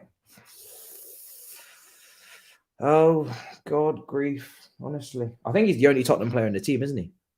Of course he is. Yeah, he is. 3-1 to Dembele because he was involved in the goal. Who played this? No, I'm not going to give him it. You got to have an assist but the pre-assist has got to be mad. Like, I'm not just going to give it to you because you was part of the passing move and whatnot. Like, you got to be heavily, like, you got to have done something important, because otherwise it's not fair. Because England might not, England might go, Yeah, I'm not gonna do that. For me, you have to do something important. You have to do something. Oh, penalty! Penalty? Oh, are they checking? Oh, what's going on? Yeah, you gotta do something important. You can't just pass it 5 yards and get a point. No, you have to do something important.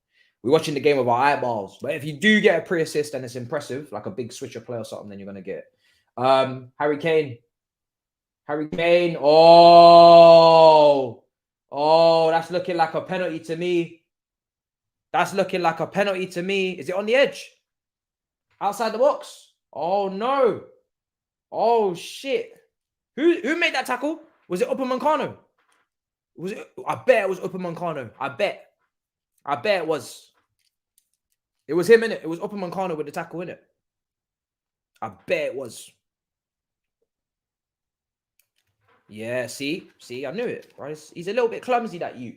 He might be a good ball player, but he's clumsy as hell. I don't trust him. I knew it, man. I don't trust that brother. I say it all the time. I don't really trust him. Konate could have been the one, fam.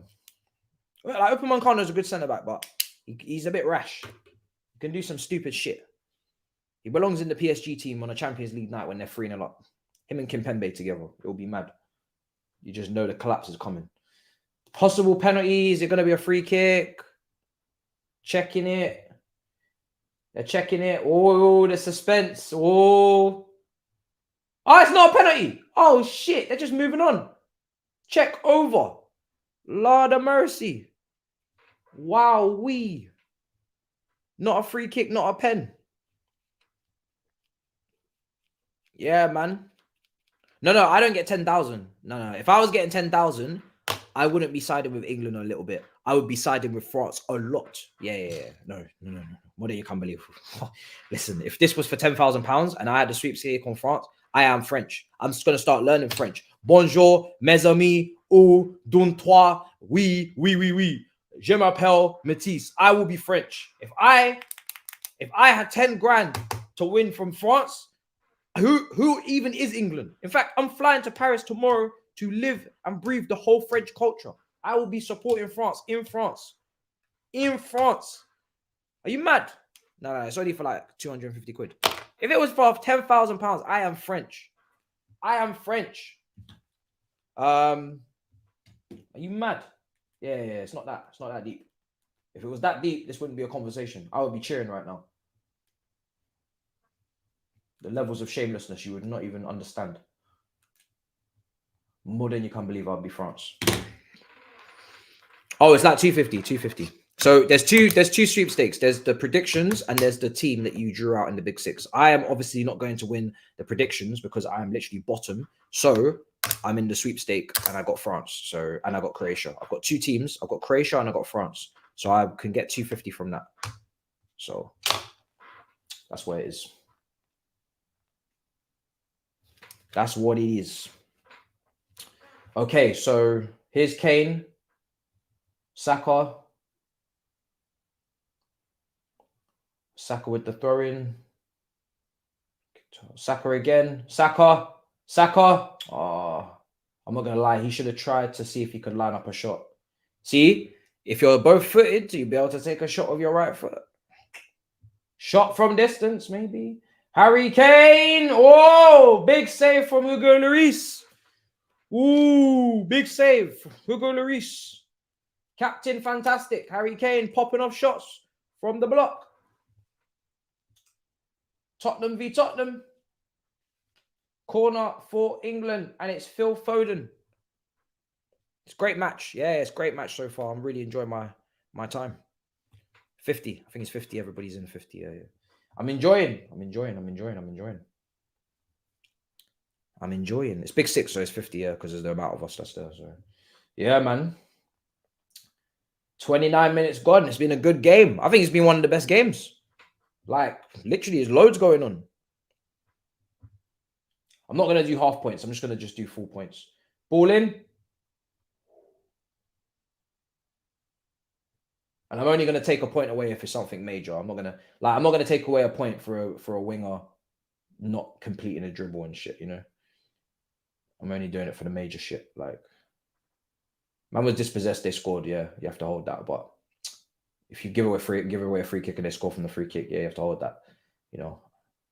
But not the minors. Oh, Henderson.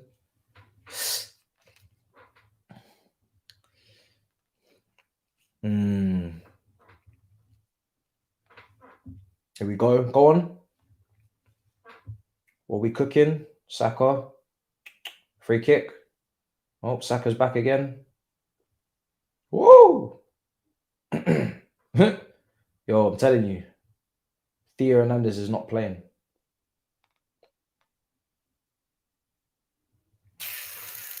He ain't playing, brother. You man keeping up to date with Walker versus Mbappe, yeah? Bro, shot speed. 108 kilometers.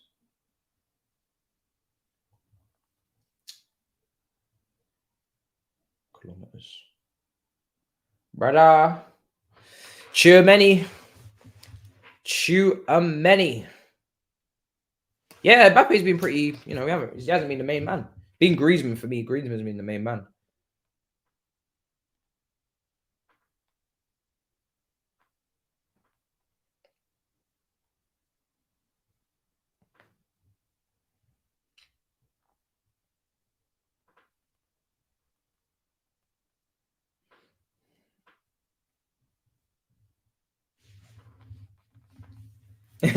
As soon as Tchouameni scored, everybody knew I was going to say something.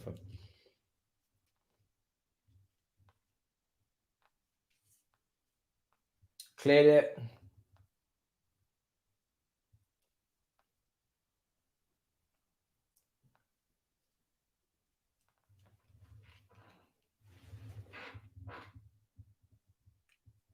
Oh, Lord. 31 minutes gone.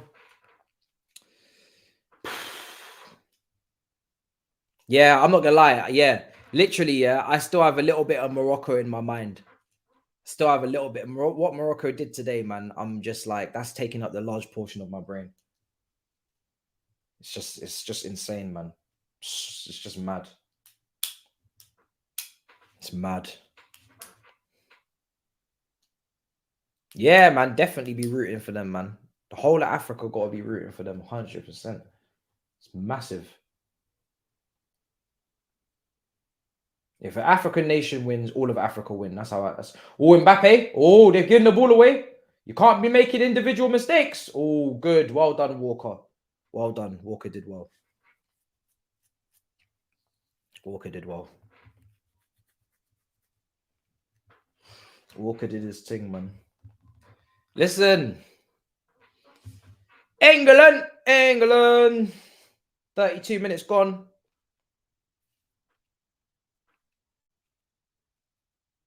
Yeah. Listen. Bro, they haven't conceded a single goal. Do you know how mad that is? The only goal they conceded was the only goal they've conceded is when they scored it themselves. It's nuts. Switch of play. Headed. Go on. Henderson. Saka. Henderson. Saka again. Saka. Well done, Saka. Wins another foul. Oh, he's not going to get the foul. Oh, shit. This referee's moving mad. Oh, damn. Here's Giroud to Dembele. Yo, this referee said, nah, not today. Yo, here's Dembele. Rotted. He got clamped. Raw. England fans are going to be cussing out this ref.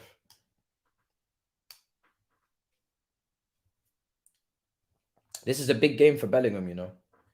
A lot of hype. Big game. Big game, man. That's why I don't like to hype up these players too much, man. Just have to calm it down. Big game, man. Here's Griezmann. Been there and done it. Got the stamp. Oh, good tackle. Well done. Well done, Bellingham. That's good. That's much better from him. Good defensive work. I don't even know what he's even doing all the way back there, but done a job. He said he got the ball. Saka, get up. How is it not a foul? Hey. Come on. It's a good game, man. High tempo. Time's flying this match. Time is flying. Declan Rice is disappointing. Kane is doing his job. Yeah, Kane's been all right. Just hasn't scored, but it doesn't matter. You know what I mean? Here's Griezmann. Play it for Mbappe. Play it for Mbappe. Oh, well done, Saka. Well done, Saka. Got back and defended.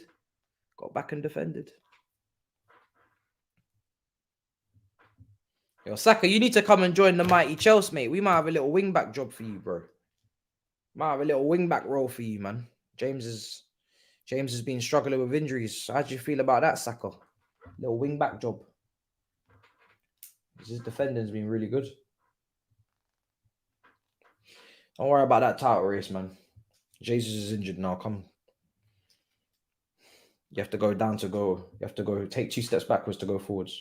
Or in this case, how many steps? 7 steps down to come forward. To take steps forward.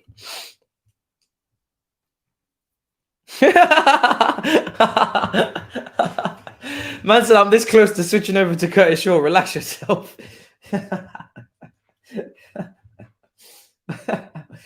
Oh my goodness. Bro, I'm just daydreaming about Saka, man. You know what I'm saying? Just planning my moves and whatnot. You're just not accepting it. He's not trying to hear it at all. Not trying to hear it at all. Oh my days, that's hilarious. He does not want to hear any of this nonsense. Oh wow. I'm in stitches, man. That's hilarious. Come on, what's going on? Cleared it away. Everybody and their mother and their cat and their dog and their auntie are streaming this game. God damn. 30, bruh. Goldbridge is going clear. Man said 31k live. I'll probably have a heart attack and man would just be watching me dead if that happened to me from 31k. Nah, man. That's a whole stadium. That's a whole stadium, fam. Man will pass out on the stream. Go on, Stones. I should get Saka on FIFA. I don't know. Switch it. Go on. Oh. Oh, it's unlucky, man. It's unlucky. It's unlucky, England. We're not far from half time, man. This game is flying by. 7 steps is crazy. Can you imagine taking 7 steps down? Oh my days. Oy. I mock Chelsea there, to be fair. At least I'm mocking everyone. I'm not just mocking Arsenal. I'm mocking everyone. I'm not even mocking Arsenal because I'm trying to take one of their players. I'm mocking Chelsea by saying 7 steps down. That's how deep it is. Go on. And back. Go on in back. And back. Man on. How is none of your teammates telling you man on? Bro, he just gave Henderson the face. He was like, just gave Henderson the face.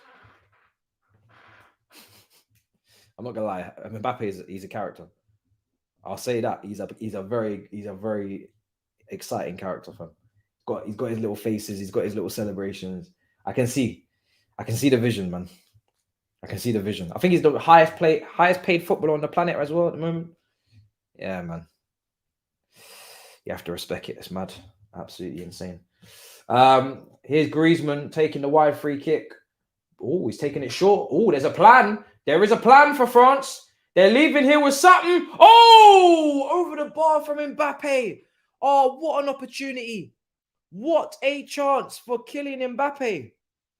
Oh my God, that's a big chance.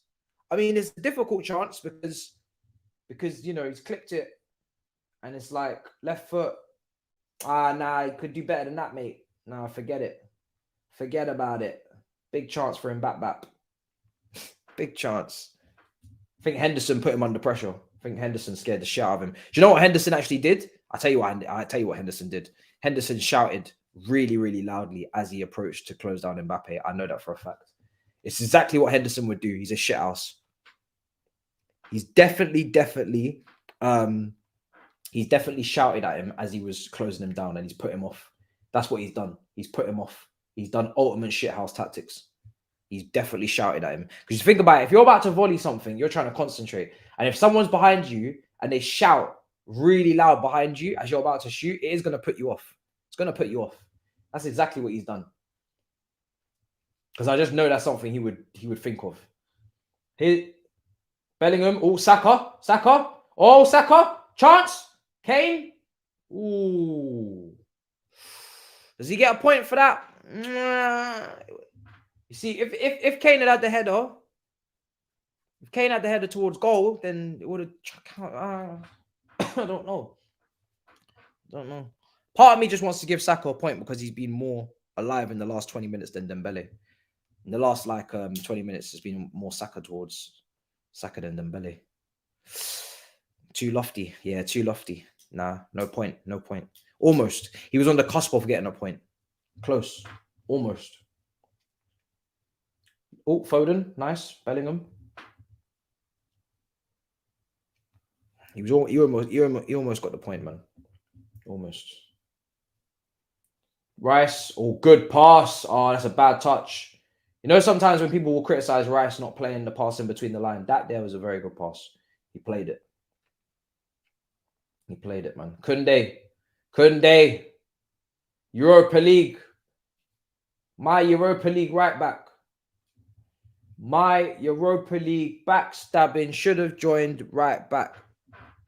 I'm joking. I think we're actually the ones that backstabbed him in the end. Saka leading with no, you have to get a point. Saka has to get a point. He has total 12 receptions. He's leading in receptions. I never knew. Total receptions hype. Saka gets a point for leading in total receptions. That means he's receiving the ball in tighter spaces than anybody else. You have to give him his point. Yeah, man. He has to get a second point, man. He deserves a point. I can't lie. He deserves it. He deserves to be 2-2. Deserves to be 2-2, man. When I've seen he's leading the receptions hype stat, I have to give him the point. I don't know what it means, but he's getting the point. 2-2. You have to give him his point. Give him his flowers for leading on receptions. He's actually been causing problems, though. So he deserves it. He deserves his point. I don't know what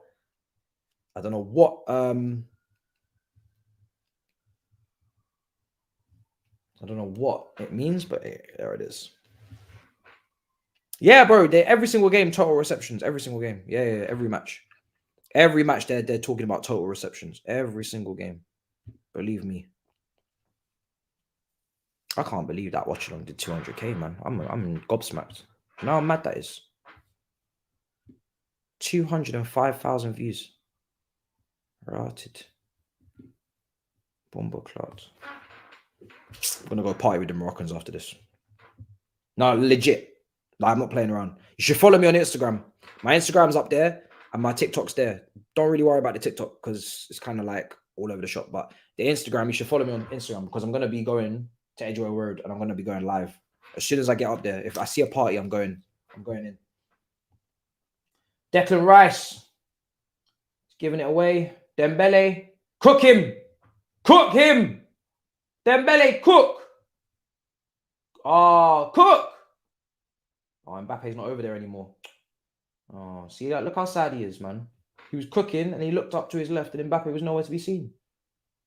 Brother looking mad sad. Griezmann's having a great game. Oh yeah, by a mile, bro. I've never even crossed 100k. So for me to get 200k is nuts. I don't know how much that is in cash. I'm not gonna lie, bro. I'm just watching whatever I get paid monthly from YouTube and I move on. I don't know what. I don't think that's a madness. I don't know. I don't think it's a madness. I don't know how they calculate it. But yeah, it's mad. I don't really care about that. I'm talking about the views. The views is nuts. The views is nuts. I've never had 100k, let alone 200k. So it's nuts. Yeah, man's buzzing. I'll tell you how much cash it is when I get paid. When I get paid, brother. But I don't think it's nothing crazy. But we'll see. The heating might have to go on more often. The heating might have to go on, you know. Fuck. It's actually already up there, 185k. Fuck me, fam. But to be fair, yeah, there's been some channels that have been doing that every watch along.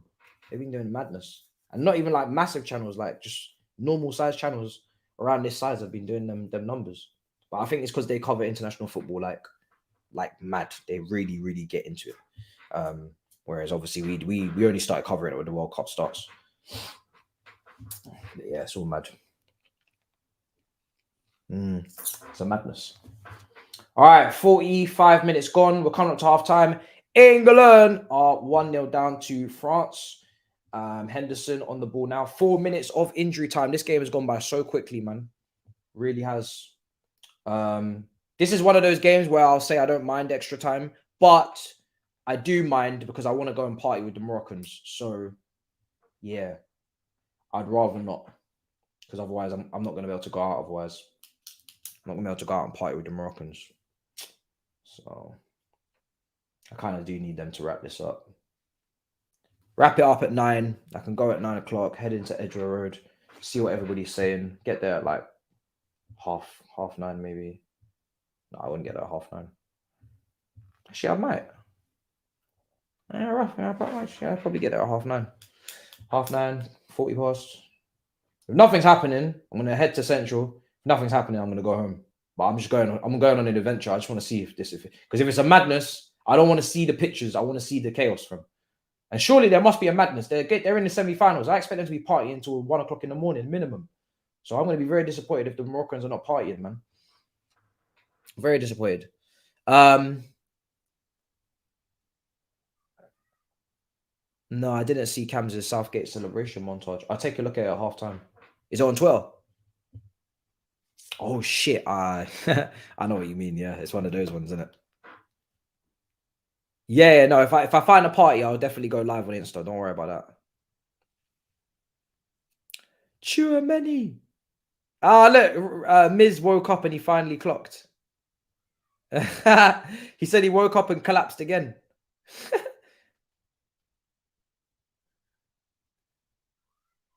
No. Oh, he's talking about Morocco. You know, he's talking about France.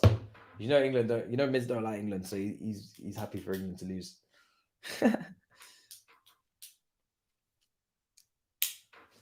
Oh God, Lord! It's going to be half time. So at half time, we'll be discussing you guys the substitutions that you would make. Put your manager hat on and tell me what you would do, because this is a very sticky situation for England, man. They need to sort this out. It's good for my sweepstake, though. At the moment in my sweepstake, I'm going to have 2 out of the 4 final teams. That is a beautiful thing. Croatia will play Argentina. I have confidence that Croatia can do something against Argentina. I can't lie.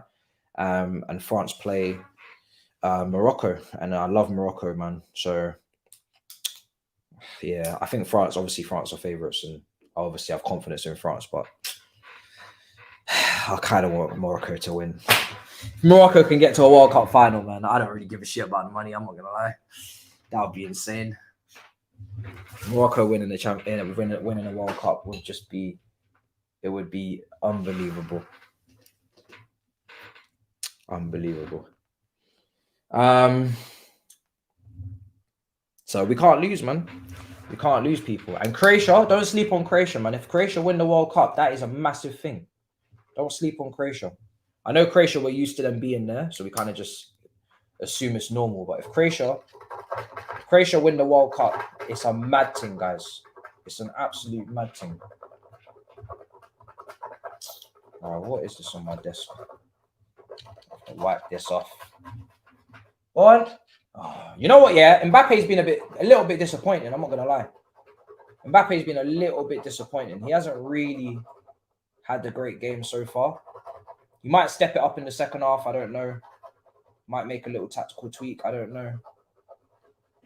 Sorry, I'm just cleaning my desk because there's some shit on my desk. I think it's in a cup. I don't really know what it is, to be honest. It's crumbs in here. I don't know.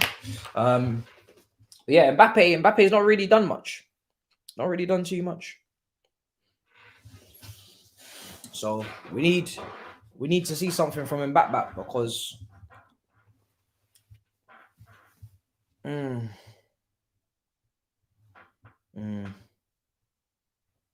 yeah, literally, bro. That's the thing with Mbappe. It only takes him some few seconds and he changed the game and he scores. So I'm not worried about him. All he needs is one chance, and a madness can happen. Is it half time? Yeah.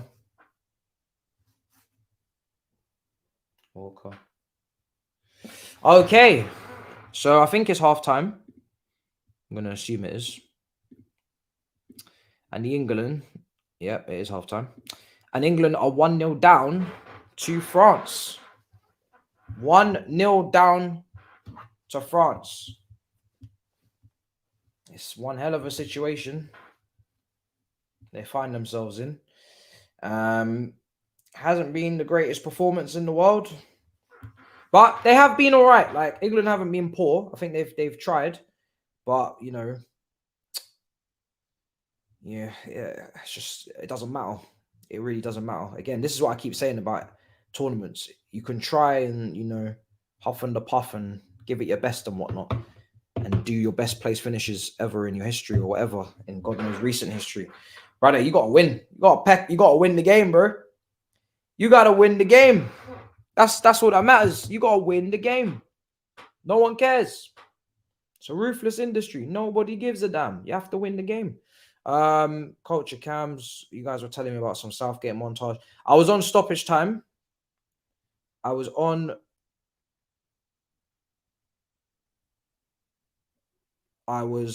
stoppage time, and he was doing the whole England thing. So let's see. Oh God. Bro, I can't even play that, man, because copyright.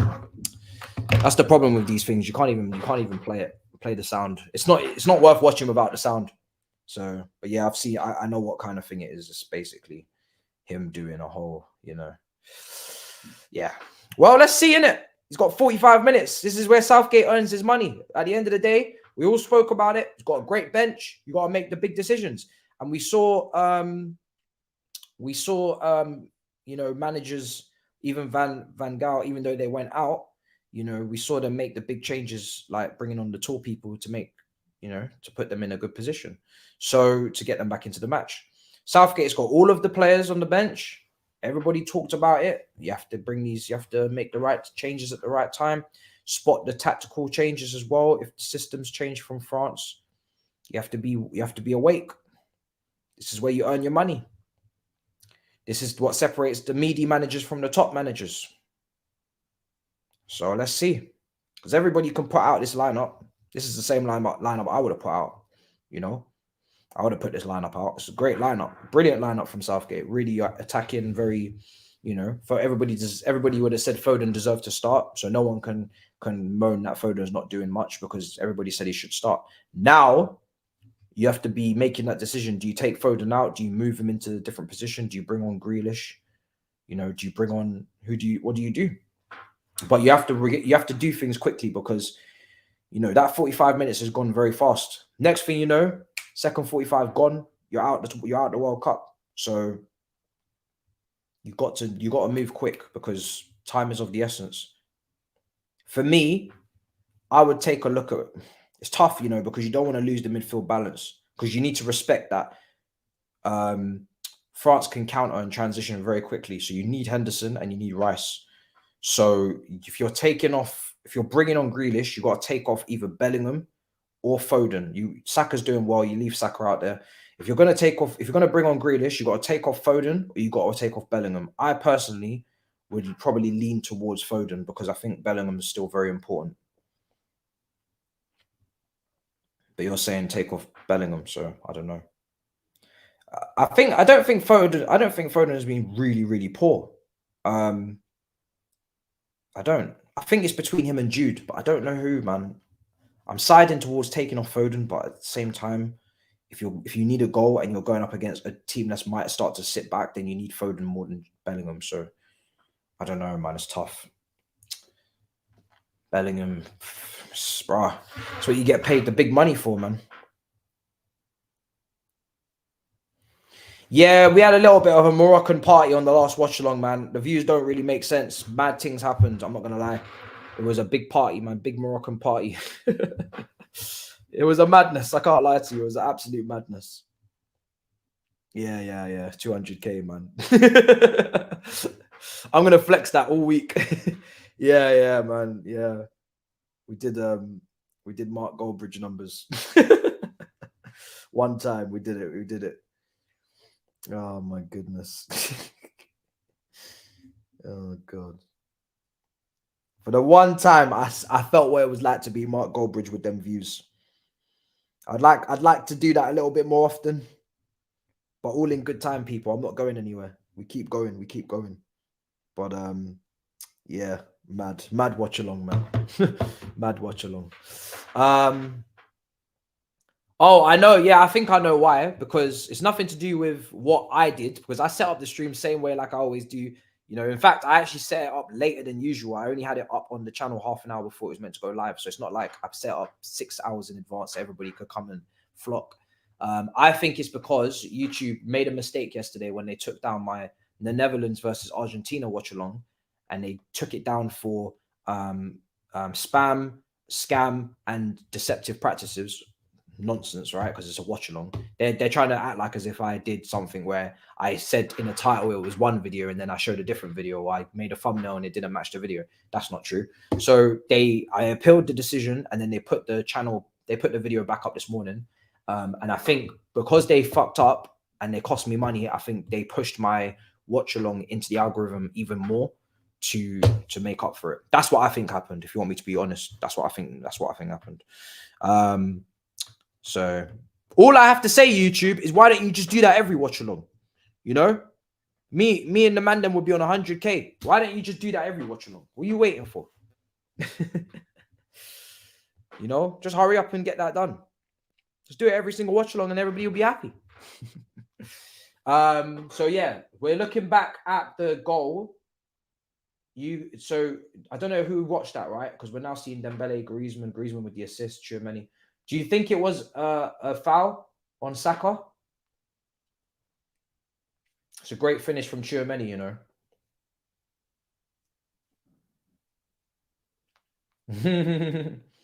Yeah, I like these French brothers got sauce, man. Cold. Yeah, do you think it's a foul? 100% foul. Fouled him 2 times. Yeah, cool. All right, let's give him his 3rd point then. So actually, Saka's winning 3-2 against Dembele, and I think that's fair. To be fair, with what we've watched, I think that's fair.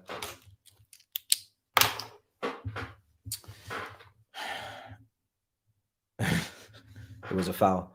Fouled him twice. Yeah, fair enough. Didn't look intentional. Doesn't matter though. Yeah, it doesn't matter if it's intentional. At the end of the day, he still caught him, innit?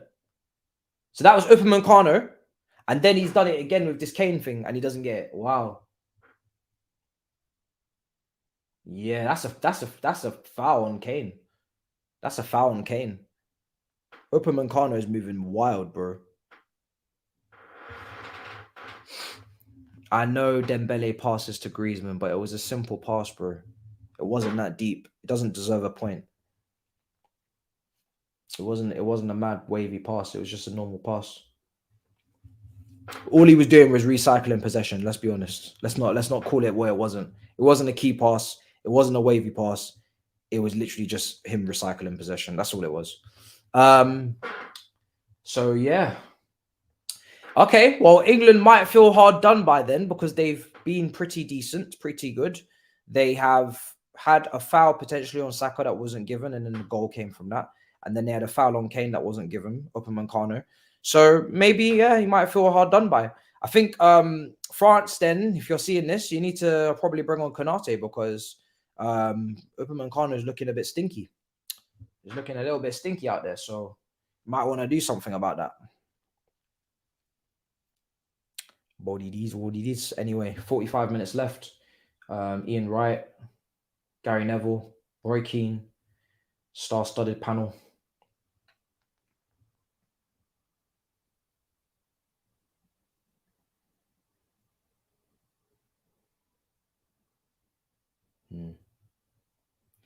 Okay.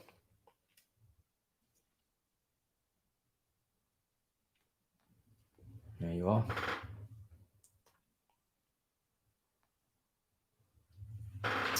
Well, Harry Kane's had a few shots. saved by Lloris a couple times.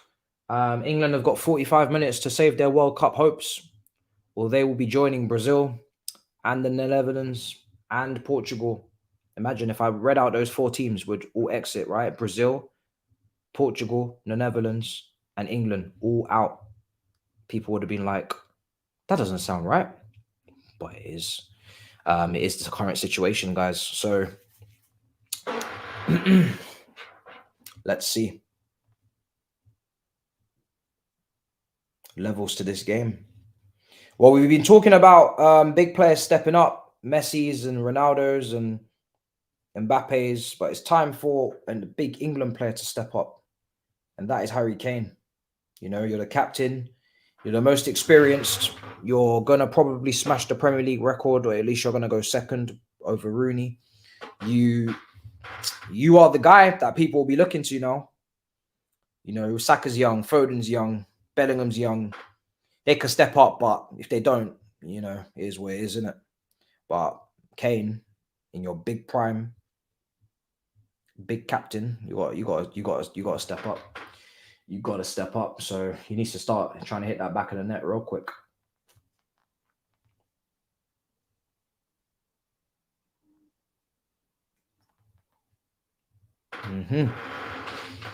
Yeah, Mbappe's young. He is.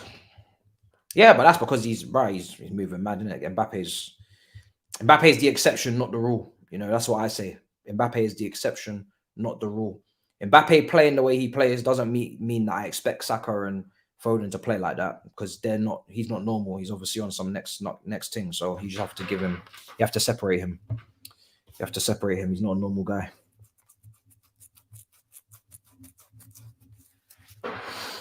Okay, almost in the second half. I have the timer ready for you. Let me set up the timer now. Actually,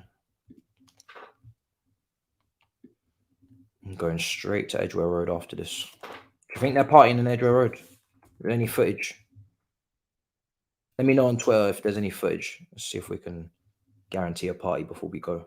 Because if they're not, I don't want to go Edgware Road and they're not there, and they're in Piccadilly Circus. I want to go where the party's at.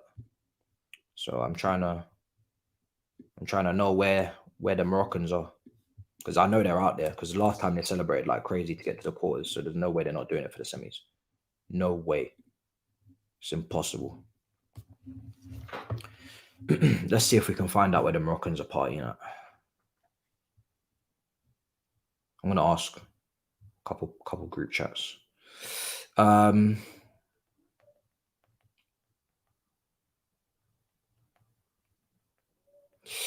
Because I saw Oxford Circus, I saw Piccadilly Circus, I saw them all over in different spots.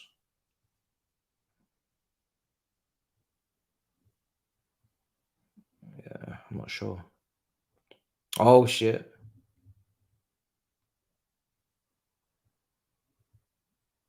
Oh, it is Edgware Road.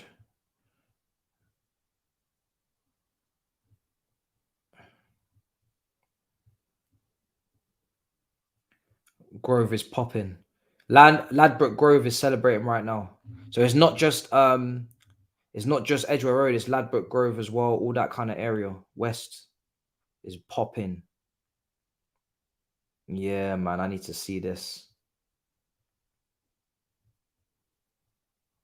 Edgware Road is the place to be. Edgware Road is up. Yeah, bro. That's just a couple of days ago. Hey, it's popping. But that's west. It's not even that far. Any subs? We'll see. We'll see. We'll see if there's any subs. We shall see.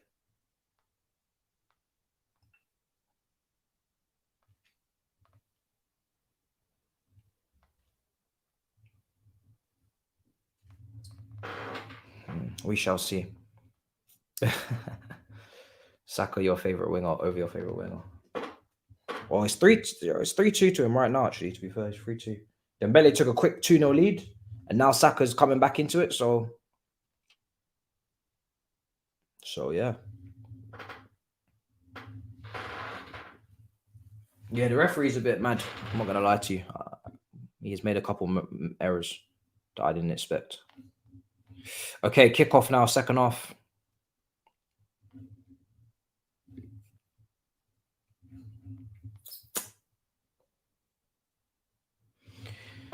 England have 45 minutes.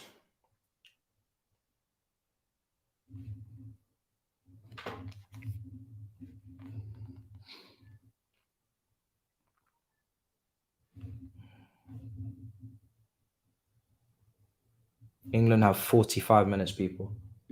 No matter how well they played, no matter what, no one will care. They have to get something in the next 45 minutes if they want to stay in this competition. They have to perform. That's it. No one will care about the referee and all these things. You got to perform. This is your moment. 45 minutes. Luke Shaw clips it.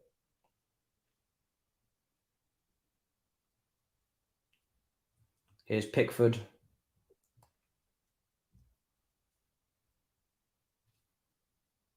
Luke Shaw again. Here's Harry Maguire. Back into Luke Shaw, left-hand side. Well done. Well done. Oh, brilliant. Again from Foden into Bellingham. Very similar to the moment that was created against Senegal. Foden with the ball in. Really, really good from Foden. Really, really good from Foden. Well done. Bellingham's down. Bad tackle from Dembele. He's going to get a yellow card.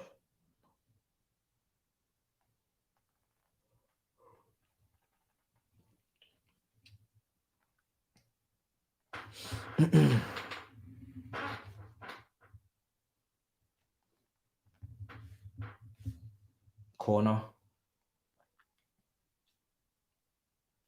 Foden with the ball in. Header. Oh, cleared away. Jude. Oh, Bellingham. Bellingham. Saved. Shaw into Bellingham. So caught it really well. Tipped over the bar by Lloris. Massive chance. Almost. Here's Foden with the corner.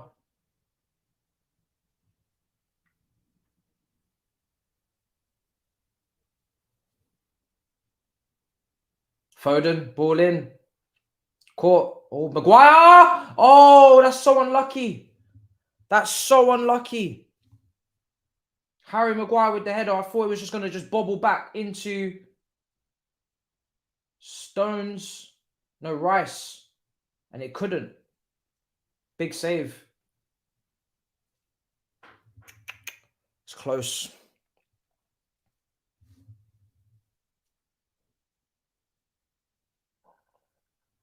Here's Rice again. Out to Trippier. Sorry, Walker. Rice again. Playing it into Foden. Oh, giving away Griezmann. Now Rabiot. Now Koundé. Dembele. Upamecano on the left side now. Yeah, bro, Upamecano is getting so lucky. He's getting so lucky, man. This guy, he's moving mad reckless. He's so, bro, he needs to come off, man. He's dead. He's having a dead game. He needs to come off because he's going to cost his team. I keep saying it about Upamecano, man. This guy is he's too risky, man. He's going to get you, man. He's going to get you, man, in trouble. They should be starting Kanate, man. I know Upamecano is great on the ball. You know, he's meant to be, but you know, he's moving wild.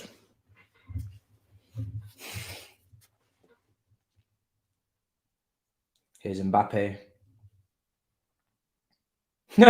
That's an annoying free kick for Henderson because he didn't even do anything. Mbappe started doing a step over, flung his leg out, and took a free kick. I can understand why Henderson's pissed. Literally didn't do nothing wrong. Did not do nothing wrong. Man did not do a thing wrong, fam.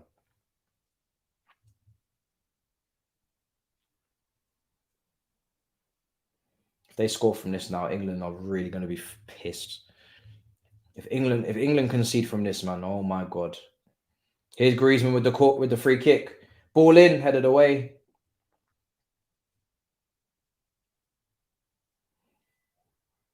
Kunde.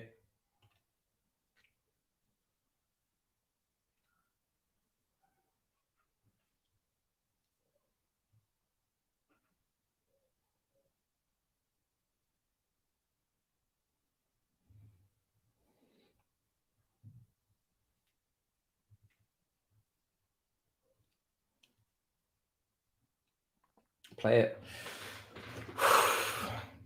Titi got ruined by injuries. Yeah. Nah. Zuma can't come into this conversation. He can't be playing, man. Zuma's not in the squad. He's not good enough on the ball. Saliba. Yeah, Titi was looking like a beast, man, but the injuries was mad.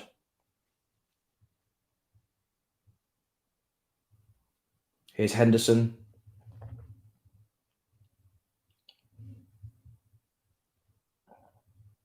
I don't know what Titi's celebration was, actually. He's saying it was cold. Here's Maguire. Now Henderson. Into Saka. Well done. Here's Saka. Saka! Oh, unlucky. Henderson! Oh, cleared away again.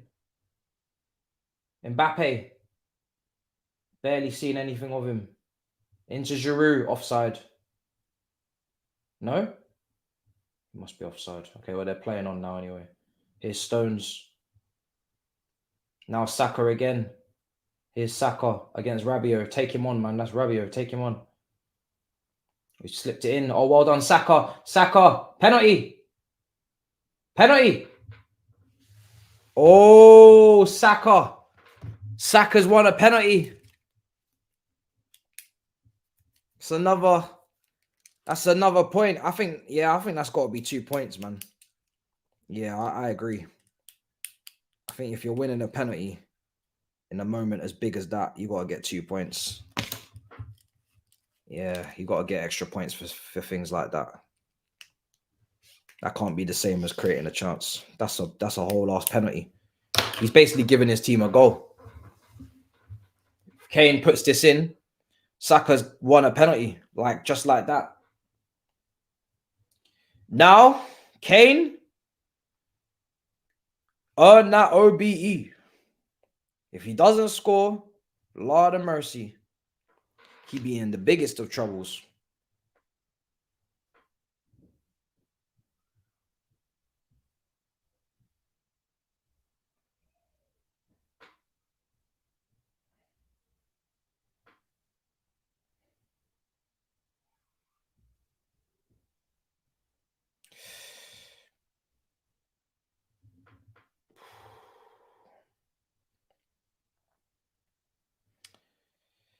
Harry Kane.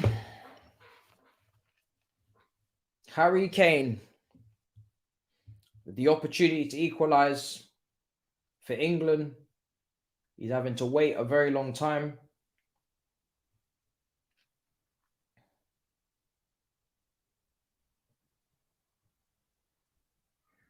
He's having to wait a very, very long time, Harry Kane.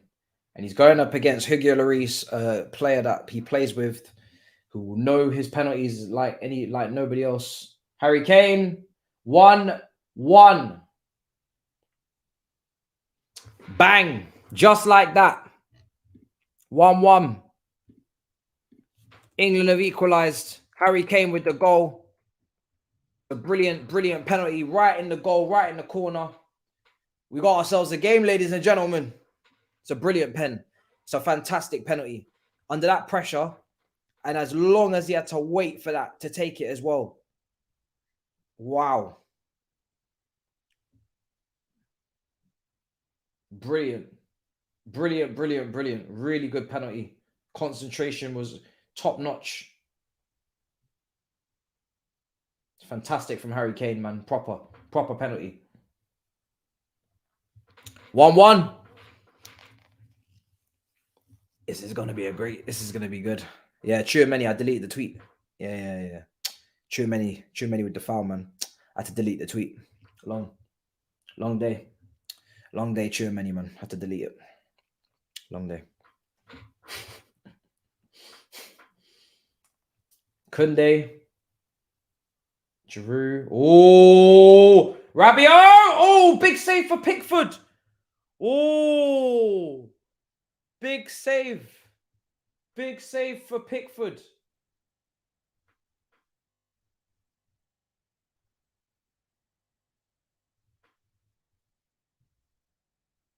Big save. Wow. Close. The game is alive now.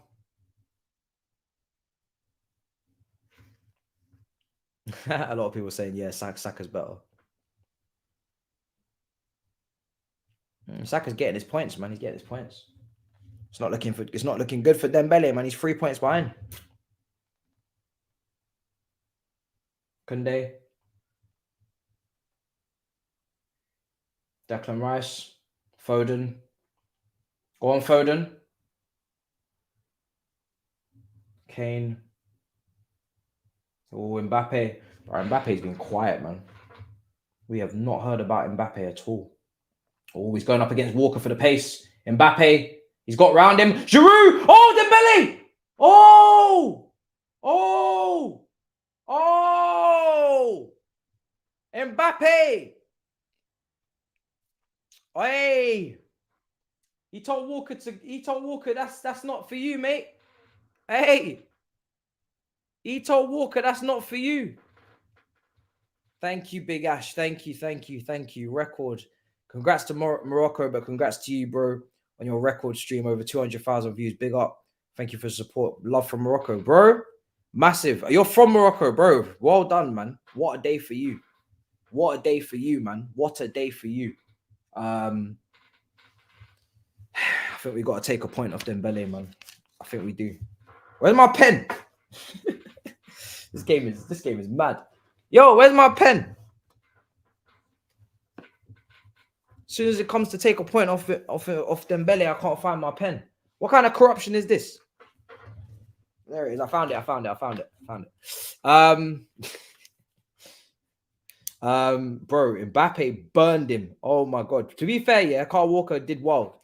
He tried to keep up, but yeah, bro, he got belted for that. Oh my god. That pace was mad. Mbappe was like, listen, I'm the quickest. Do you understand? I am the quickest, big man. That was a great race. Everybody's been waiting for that race, isn't it?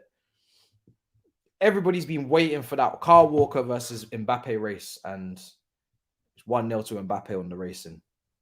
Yo, that's wild. Everybody's been asking for it. Someone said, get Rashford on.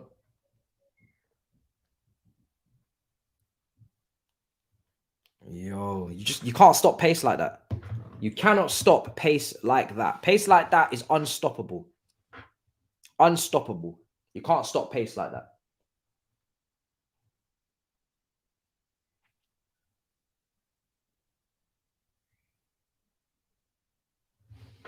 Here's Harry Maguire. Declan Rice.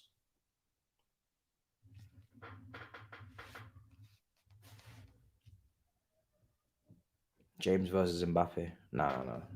Reece James can't get near Mbappe pace wise. No chance. He finished.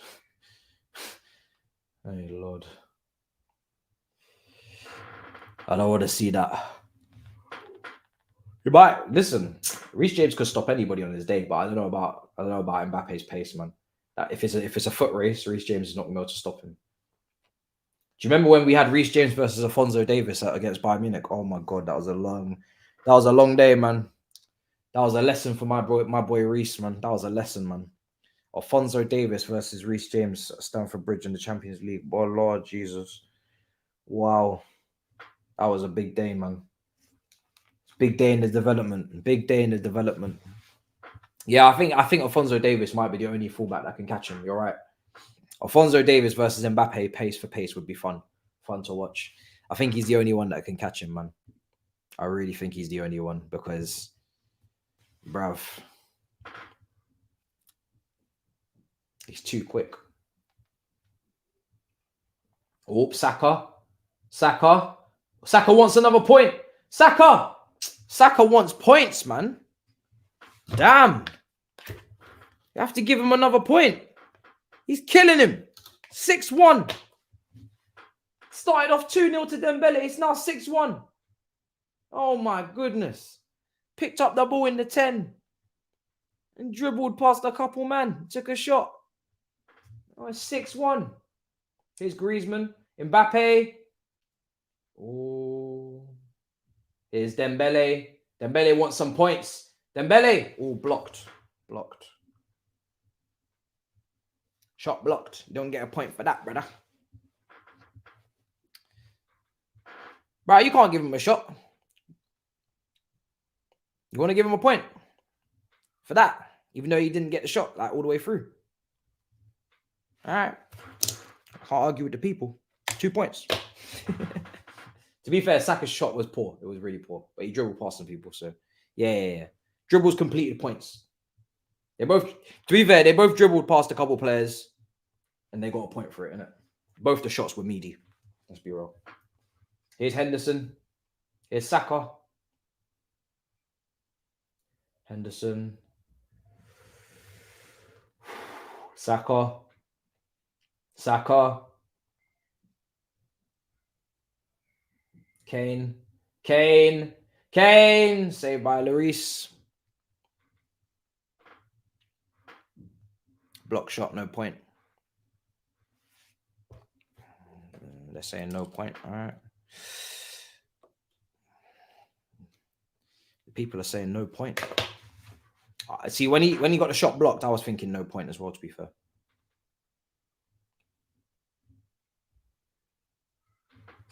To be fair, though, a lot of left footers don't really become good on their right foot because they just don't bother with it.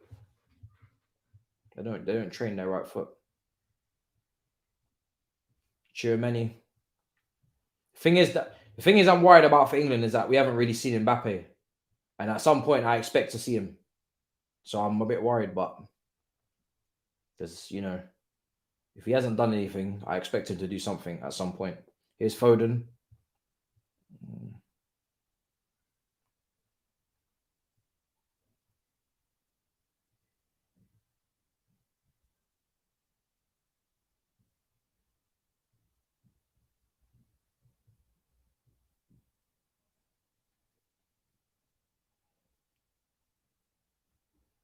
Oof.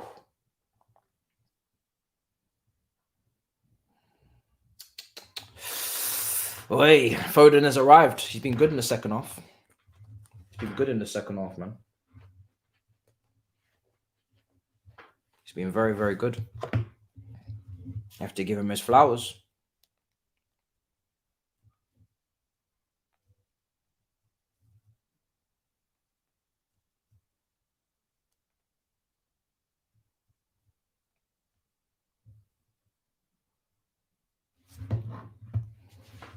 Headed. Go on. Header away.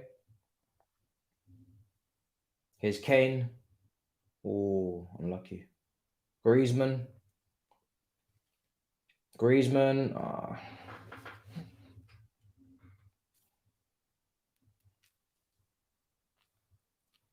I don't know if the Chelsea game is going to be on the app, but I know Villa TV are showing it and you can pay 99p to watch it and it goes to charity. So I'm probably just going to do that because I can't be asked waiting to see if Chelsea are going to do something. So I don't know. I don't know what the Fifth app is doing, but I know Villa TV is doing it. So it's only 99p. So I was like, yeah, okay, we'll do it. Here's Kunde. Here's Dembele. Oh.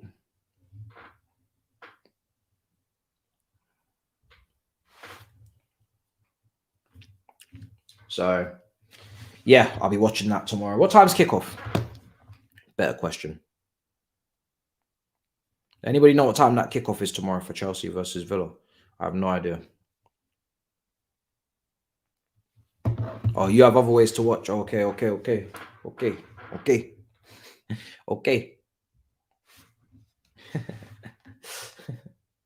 I'm not involved. Oh, Pickford.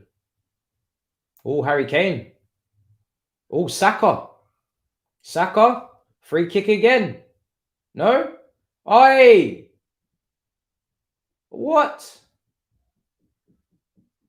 He's not giving the free kick. Griezmann. Wow. Saka can't get this free kick. 2 p.m. Okay, so the watch along will start at 1. He ain't getting no free kick. Germany. Clipped. Dinked. Wow. Is the game on YouTube? On what YouTube? Chelsea's? Chelsea YouTube? Oh. That'll be easy, yeah. It's an easy watch.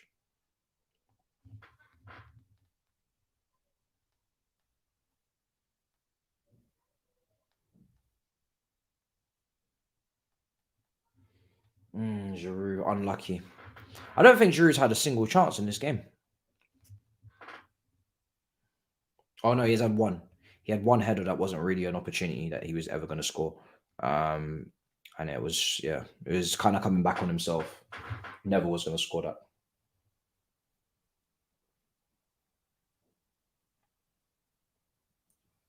Pickford launches it.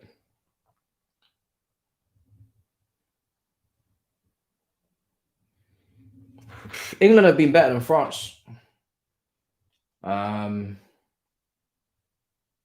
This could go to extra time. Maybe penalties. I don't even know.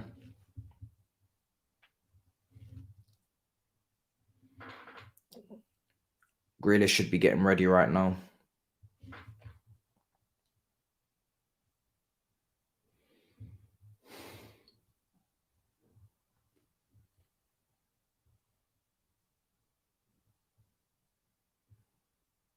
Pickford goes long.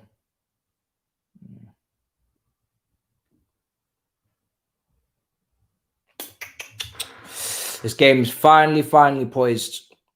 Finally poised. Very, very in the balance. I think England have been the better team. Slightly. Oh, here's Griezmann. Griezmann. Oh, it's a really poor pass. Oh, it's made it through to Theo Hernandez. Now Mbappe.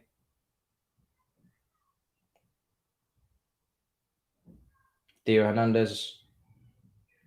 Mbappe. Clips it for Dembele. Oh, Dembele. Dembele, man. Brother. I got to take a point off. I can't lie, man. I have to take a point off because he pissed me off in it. So, man's on 0 points. Man is back down to 0 points. Saka's on 6 points. Dembele's on 0 points. Oh my goodness, it's mad. Oh Jesus Christ! You can't kill an attack like that and get away with it.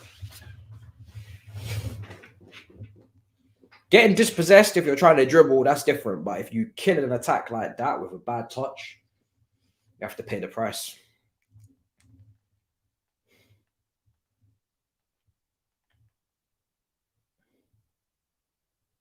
You have to pay the price, man.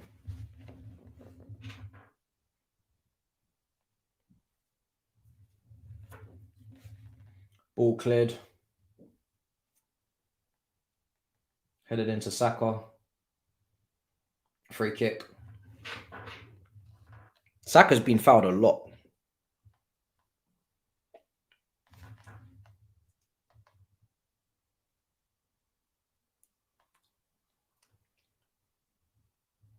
He's getting fouled a lot, bro. It's just foul after foul after foul after foul after foul after foul. It's insane.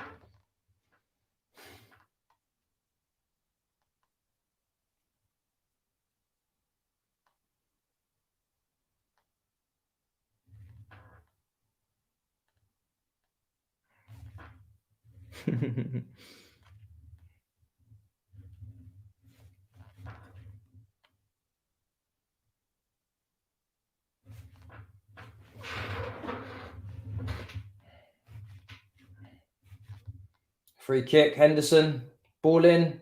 Hell, Maguire just wide of the post. Big chance. Just wide of the post.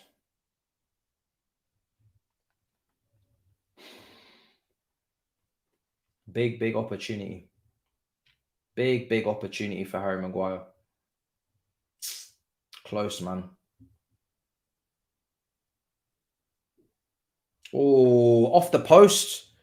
It hit the post.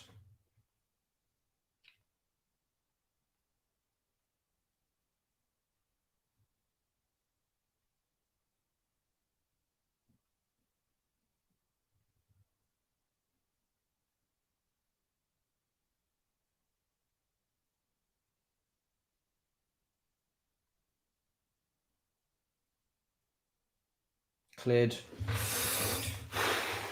It's tough. Here's Declan Rice. England look like they could go for a few more gears here. Here's Rice again, switching the play. Foden. Wow, Koundé missing out on the Foden header. That's mad. That is mad. Koundé losing a header to Phil Foden. Bloody hell. Bloody hell. France are not looking good. They're not looking like they're going to get any closer.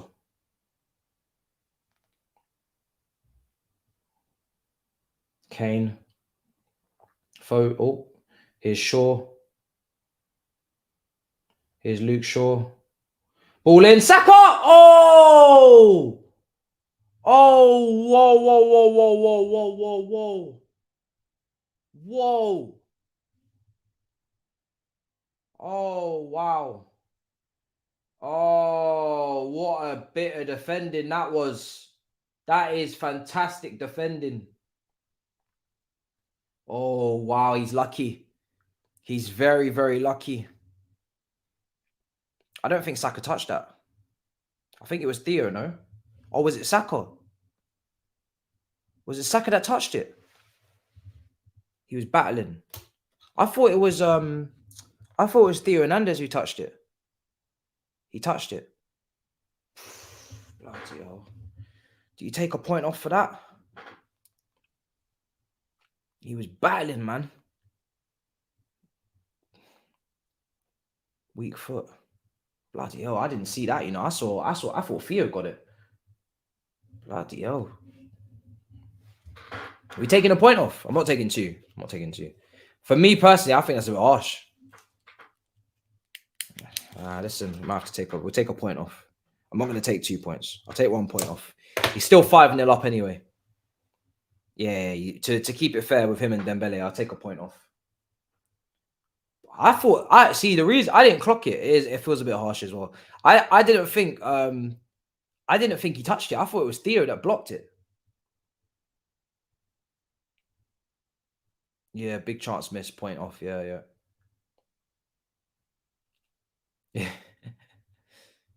Oh my goodness. Oh wow, that's mad. That's a big chance then. I don't know, bro. For me, I just thought it was just Theo who blocked it, and I was like, oh, okay, cool. Theo's just a mad piece of defending. That's bad, man. Big chance. Sure. Southgate really don't want to make changes, man. He likes the team he's got out there. Here's Shaw. Headed away.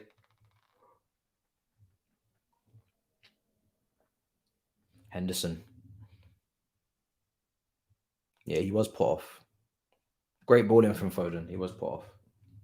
I told Iceman, you need to stop mentioning Foden's name, because every time Iceman mentions Foden's name, he does something mad. Dembele didn't have anyone on him. He was put off. Harsh. It does feel harsh. It does. But it's a massive chance, though, so it's different. Dembele's chance wasn't a massive chance. He just... Well, actually, no, his first one was a massive chance. The second one was just bad touch. Listen, he's 5-0 up. He'll survive. He's 5-0 up. At the moment, it's 5-0. Mason Mount's warming up.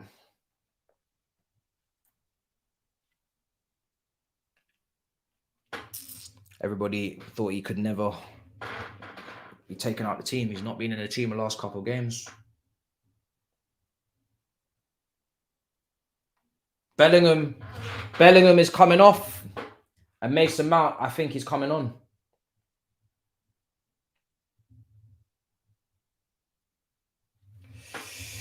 Mason Mount is coming on for Bellingham. Here's Dembele on the right. Dembele checks back in. Dembele, there's a lot of space and the ball comes in. and cleared. Tchouaméni.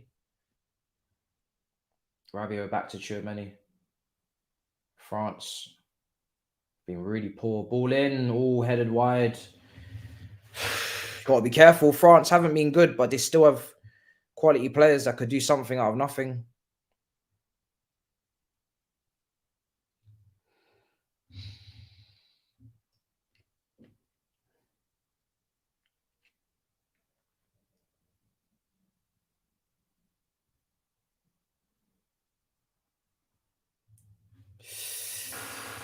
Oh, I think Mason Mount will come on now. Looks like Madison's not going to kick a ball. Here's Maguire. Maguire, really, really good. Shaw. Bellingham. Here's Bellingham. Shaw. Ball in. Headed away. Mbappe. Walker. Oh, Theo. Oh. Well done. Done well, France. Here's Theo. Hernandez. Tchouaméni. Tchouaméni into Griezmann. For me, they need to get the ball to Griezmann as much as possible. That's how they get the ball to Mbappe. Here's Rabiot. Now Mbappe. He's taking on Saka. He's got no problem doing that. Rabiot. Ball lofted in. Dembele with the header. Giroud! Oh, what a save! What a save! Oh, wow. That's a big, big save. You got to give him points for that. You got to give him points for that. I think he can get a point for that. If it went in, he would have got 2 points, but we have to keep it consistent. He's created a chance. Same as Saka created a chance. He gets a point. Wow. Wow, wow. That was close. Big save from Pickford. Massive, massive save. 15 minutes to go. Griezmann with the ball in. Giroud headed away. Koundé. Could have been 2-1 to France. What a chance. Here's Griezmann. Ball into the box. Giroud. Oh! Giroud! Oh my goodness. I said you have to get the ball to Griezmann as much as you possibly can. And he puts the ball into the box. And it's an absolute peach for France's all-time leading goal scorer, Olivier Giroud, X Factor. And this is why you cannot rule out France no matter what, because this guy is just, these guys have quality. Not this guy, these guys. I mean, England have been the better team for the last 10, 15, 20 minutes. England have been all over France, and they've had a couple of moments coming forward. Griezmann, Giroud. This is why you have to give this man his flowers, man. He's not had any service. He's had barely any touches. He's been out of it. Oh, wow. Oh, Giroud. Oh, wow. That's a poor goal to concede for England. They've lost Giroud twice in 2 minutes. Oh, wow. Oh, goodness gracious me. Listen, they've scored one against the run of play. Former Chelsea brother Giroud doing the business. He's a proper player, he is. Now what's going to happen is they're going to take off Giroud and they're going to bring on Coman and they're going to have bare pace on the counter. Why did we sell this man? He ages like fine wine. He really does. He needs to get a lot more respect than he does in all France, in football in general. He's a baller. Yeah. I said 2-1 to France. I might not have jinxed this one. I'm not going to lie. France don't really deserve it, man. England have been really, really good. This is why if England go out, I'm not going to give you a whole madness, because to be fair, England have played very well. I can't be angry with this England performance. They've been really good. Saka and Henderson have come off. Mount has come on. Who else was it? Mount has come on alongside Sterling's come on as well. Sterling's come on. I'm not sure about those substitutions, but let's see. Not in great form for Chelsea, but let's see what happens. 2 Chelsea boys have come on. Here's Koundé, bad touch. You know, Koundé is a little fool, brother. He's not playing very well. Clear pen.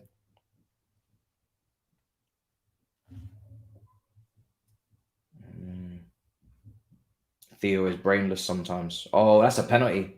That's a penalty, man. That is a penalty. That is a penalty. Once they see, yeah, that's a penalty. Theo Hernandez, you idiot. What a fool. What an absolute fool. What an absolute fool. That's a penalty.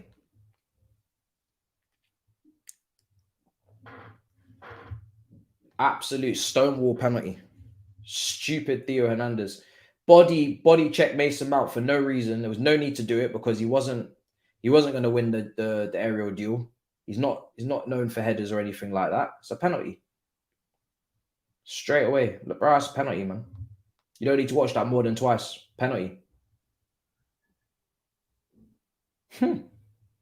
Referee's going to have a hard time not giving this.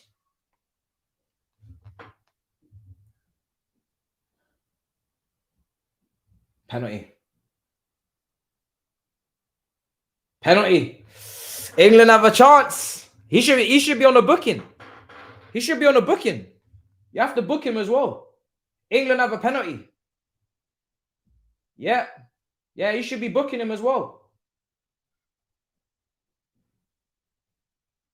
Bellingham can't believe it. No card. How? It's shocking. He's going to book somebody. Hold on. Who's he going to book? How are you not booking him? That's a booking. Let's say, oh, they want a red card. Oh, they want a red card. It's only going to get a yellow. Not a red. Bro.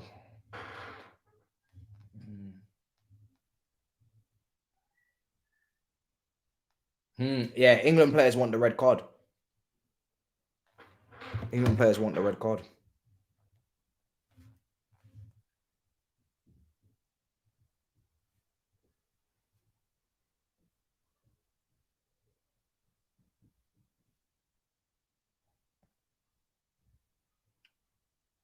That was very silly from him. Very, very silly from him.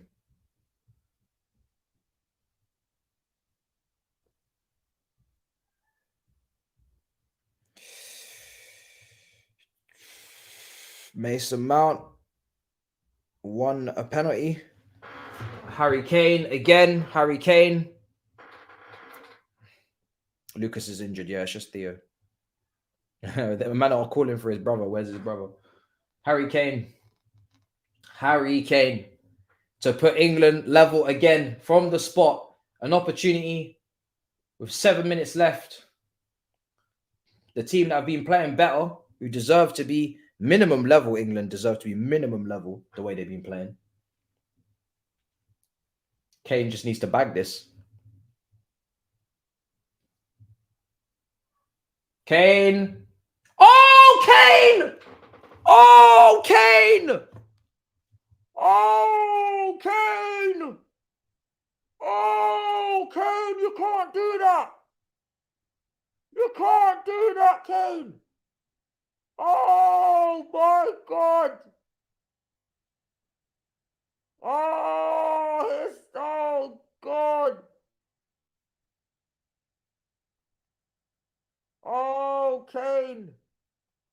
You can't do it!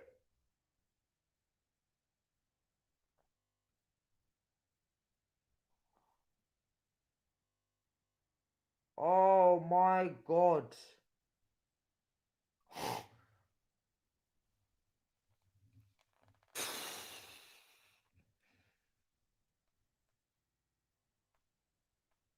Oh.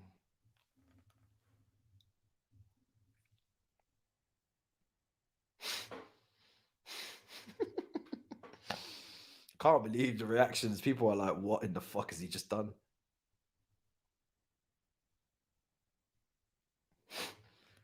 Oh my God.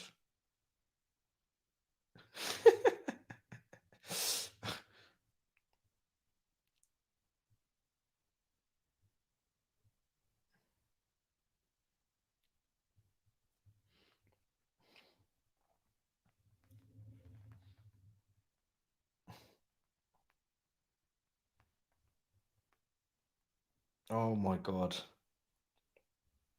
Oh my God. Oh God. I can't believe this. I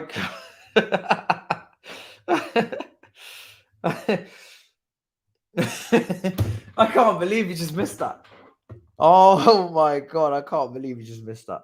That is unbelievable. I'm actually shocked.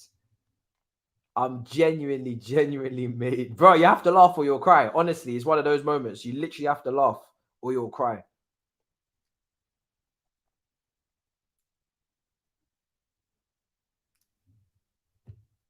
Wow.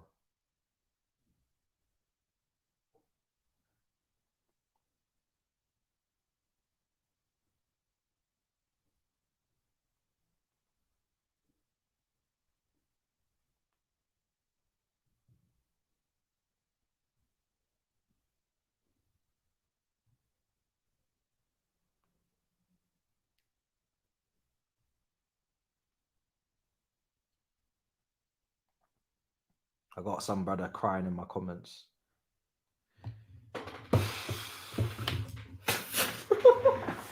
I got somebody crying. I tweeted out the history of the Tottenham, and somebody's crying. Oh, you don't use this moment. Don't use this moment to mock the players. Oh, it's England. Stop crying, bro. Shut up, man. No one cares, man. Shut up. Shut up, man. Shut up. Like, oh, don't. You shouldn't do this because you have to support them. You don't do this during the game. Bad moment for the history. Oh, you can't do that, bro. Shut up, bro. I really don't give a fuck.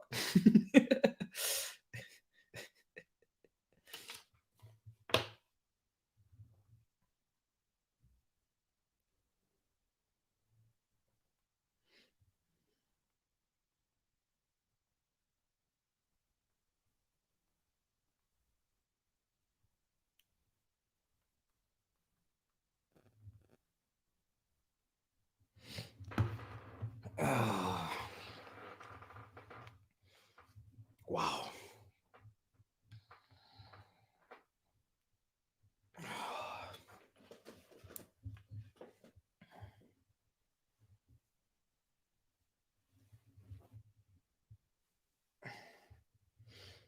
Oh my God.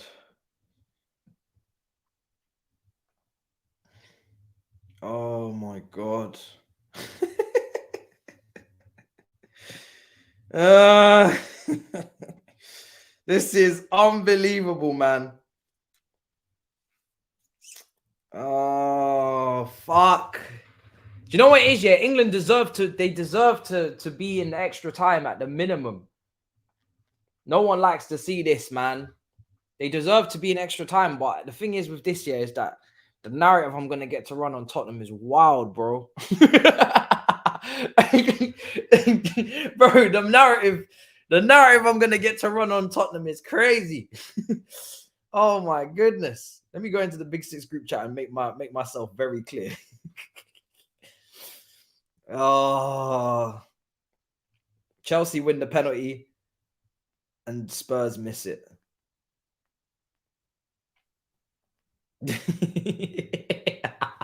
I should have tweeted that instead. Oh my goodness. That's my full-time tweet, man.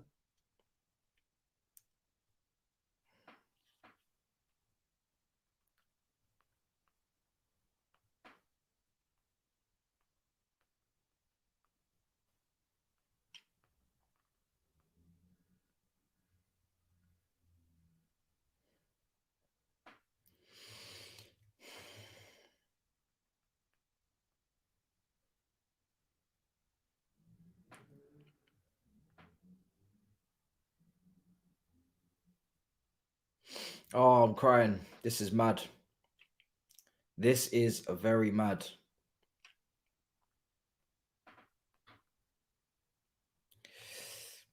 Oh. Oh.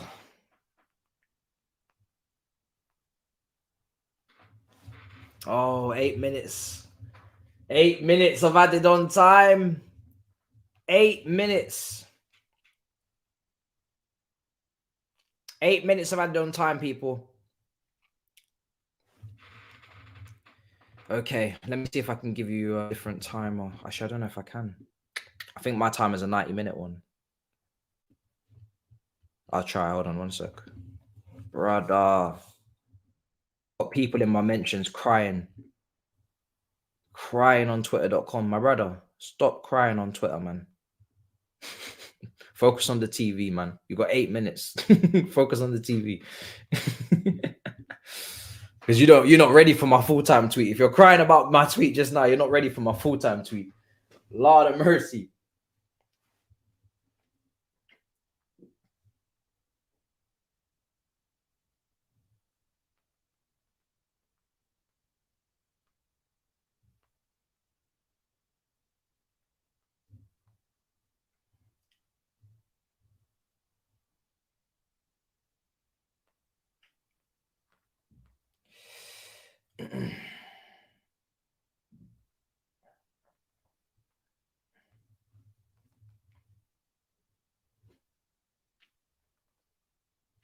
Oh, good. Bro, they ain't got time, you know. There's only 6.5 minutes left.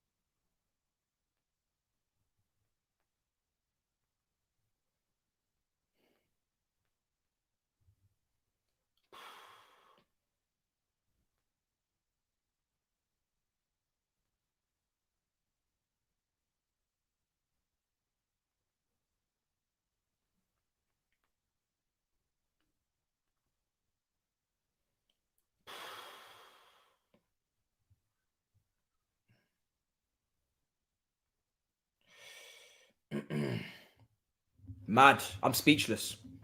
Absolutely speechless.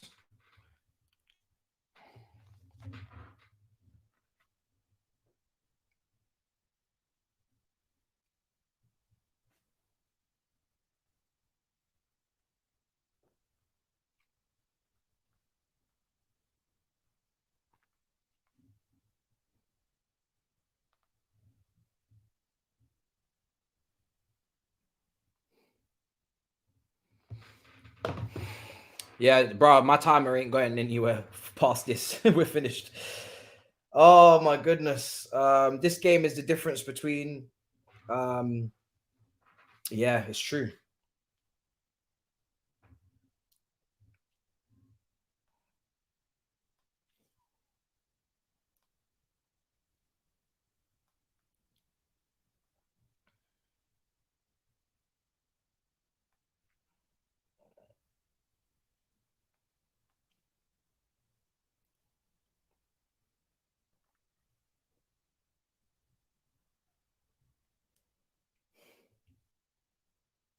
Host of the Liquidator podcast. This is a sad state, brother.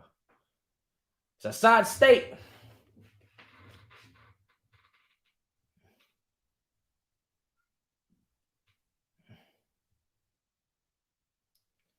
What is happening? Bro, we ain't got time, bro. 3.5 minutes. You man better get your act together. The game is about glory. Oh, Hugo Lloris.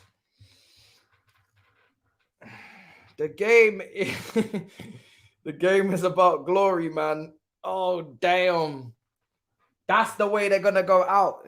It's a mad thing, sad thing. Do you see why I don't get invested? Because now look, my heart's not broken. You see how calm I can be? Because I've already taken away all of the emotion and the attachment and I've put it on a shelf. And I'll go back and look to that shelf one day and I'll say, do you know what? I'm gonna dig into that, tap into that. But until I see that it's worth putting my heart on the line, I won't do it. That's Chelsea only right now. Do you know what I'm saying? I can't be out here taking these risks.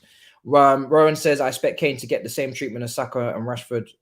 Man, wait, listen, you're not going to get that, my brother. It's not going to happen, my brother. But the headlines will be interesting to read for sure. It's going to be interesting. But yeah, listen, it's not going to happen. So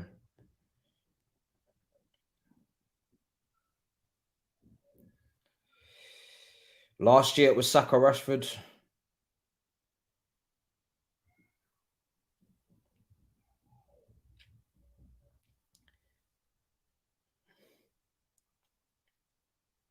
Do you know what? Yeah, in a way, it's kind of poetic justice, isn't it? Kind of for the way that Saka, Rashford, and Sancho were treated for missing penalties. Now you need to remember that now that Kane's missed a penalty, you're going to realize that it's not really his fault. Do you know what I mean? It can just happen in football. Poetic justice. Those awful England fans, they'll have to learn.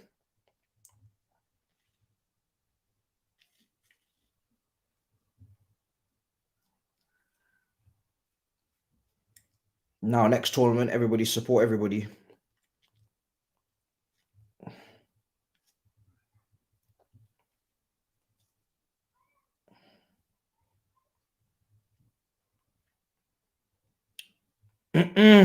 Long day.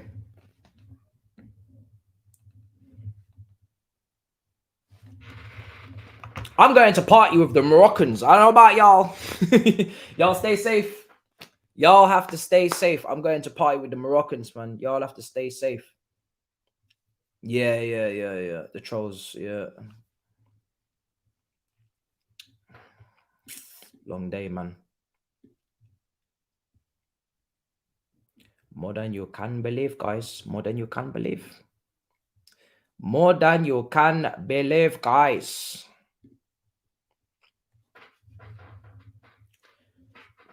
He's exactly what we need. Maguire at the back. Kane in attack. England gonna win the... Fuck. It doesn't slap. It doesn't slap. Oh, God. It doesn't slap. 2-1 in France was my prediction. And, yeah. Here we are.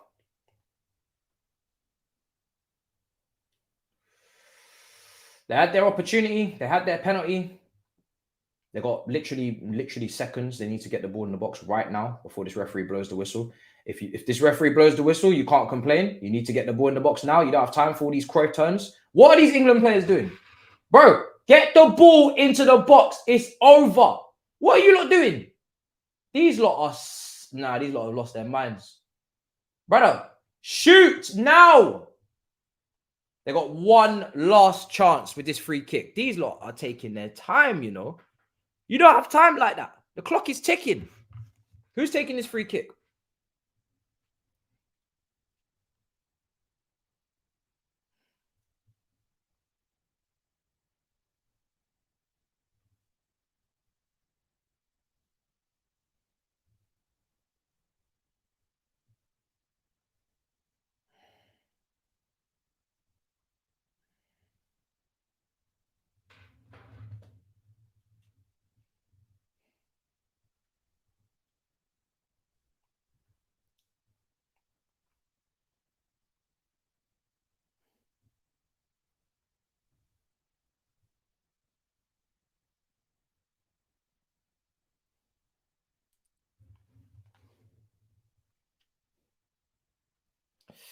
Last chance.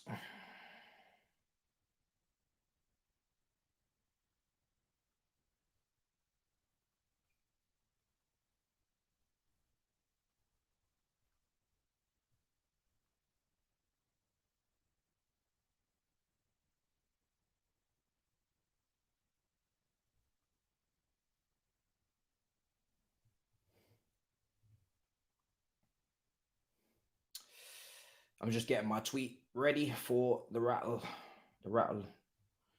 job for the Tottenham fans. Listen, this is the last chance. Oh, Rashford. That was the moment. Unlucky, man. Good free. It was a good free kick, man, but he knows that was it.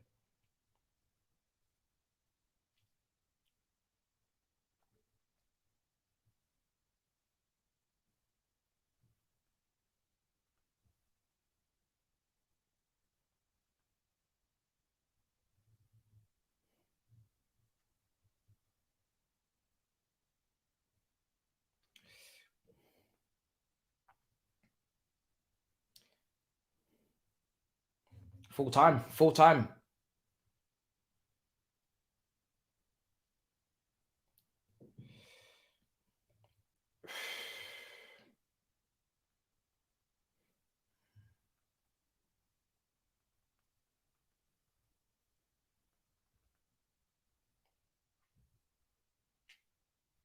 Moment of silence.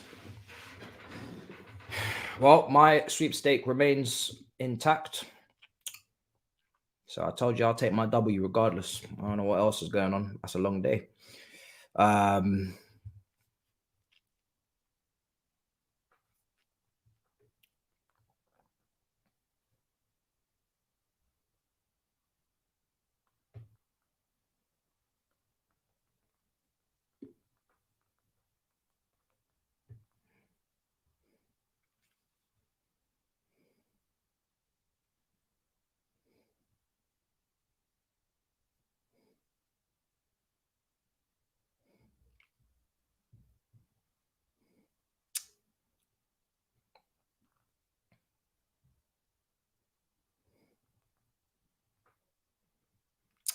Wow. Any moment? Any words, guys? I'm just checking on my my sweepstakes. I got 2 out of 4. I'm good. I got 2 out of 4, man.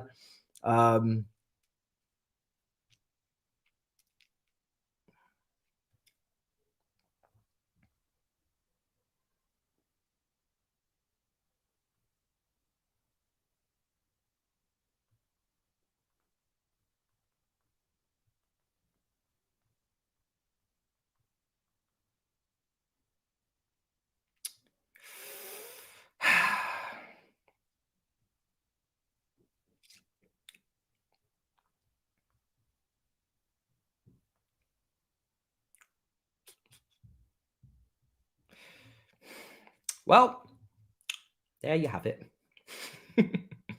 It's a shame, but I did mentally prepare for this. So if you didn't, then, you know, rest and God and rest your soul, because this shit happens all the time. So we just move on. We don't get a bank holiday, and we move on to the next one. Okay, pick yourselves up, lads. We know how it goes. We know how to do this. We know how to deliver. This is normal. We have to firm this one.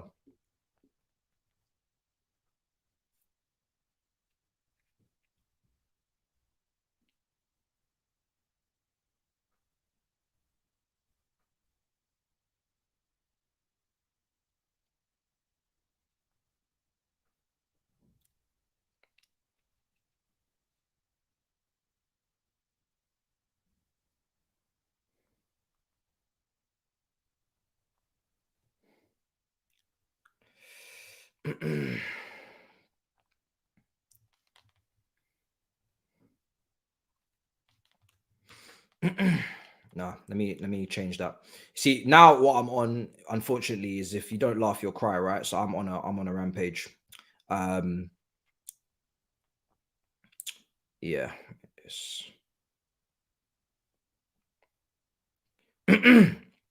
We have to blame Tottenham. I'm not gonna lie.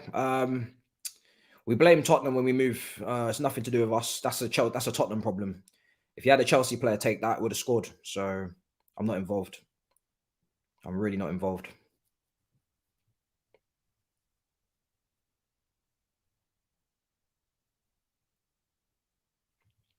It is what it is. You know, yeah.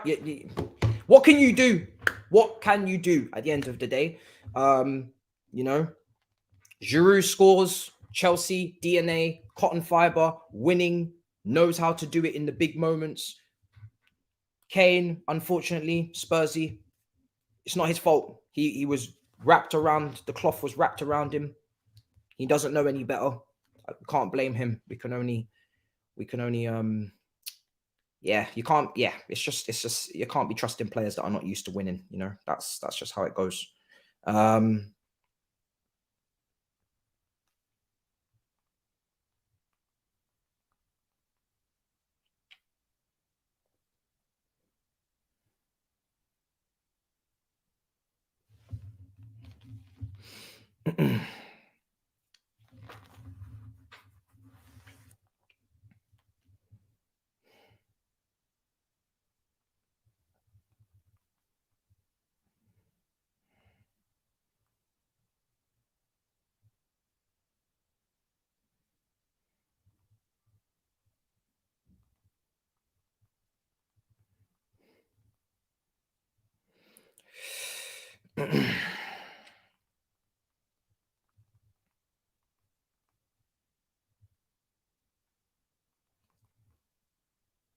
Yeah. Anyway, let's see what you guys are saying. Don't want to hear Kane is a big striker. Drogba would never. Drogba really would never. Let's go through your comments. I have nothing to say on that one. I'm honestly just shocked.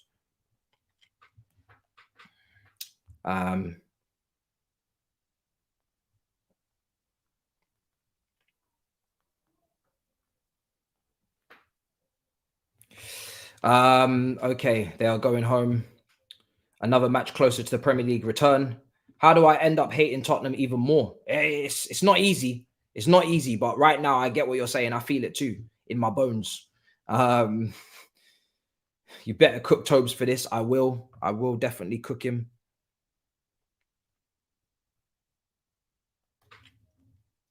Time for Southgate to step down. Dead football.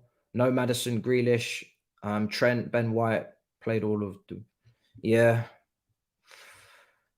Yeah, I think so. More than you can believe, guys. More than you can believe. Okay, well, I'm done. My sweepstake goes on, and yeah, we move. I mean, this is normal, man. Like I said, we ain't won shit since 1966 or something, so ain't nobody gonna cry. It is what it is. In a bit, people. I'm gonna go party with the Moroccans. I'll see you on Instagram. Peace. Bye. Party. Perfect. The wrong one. That's the wrong one. There we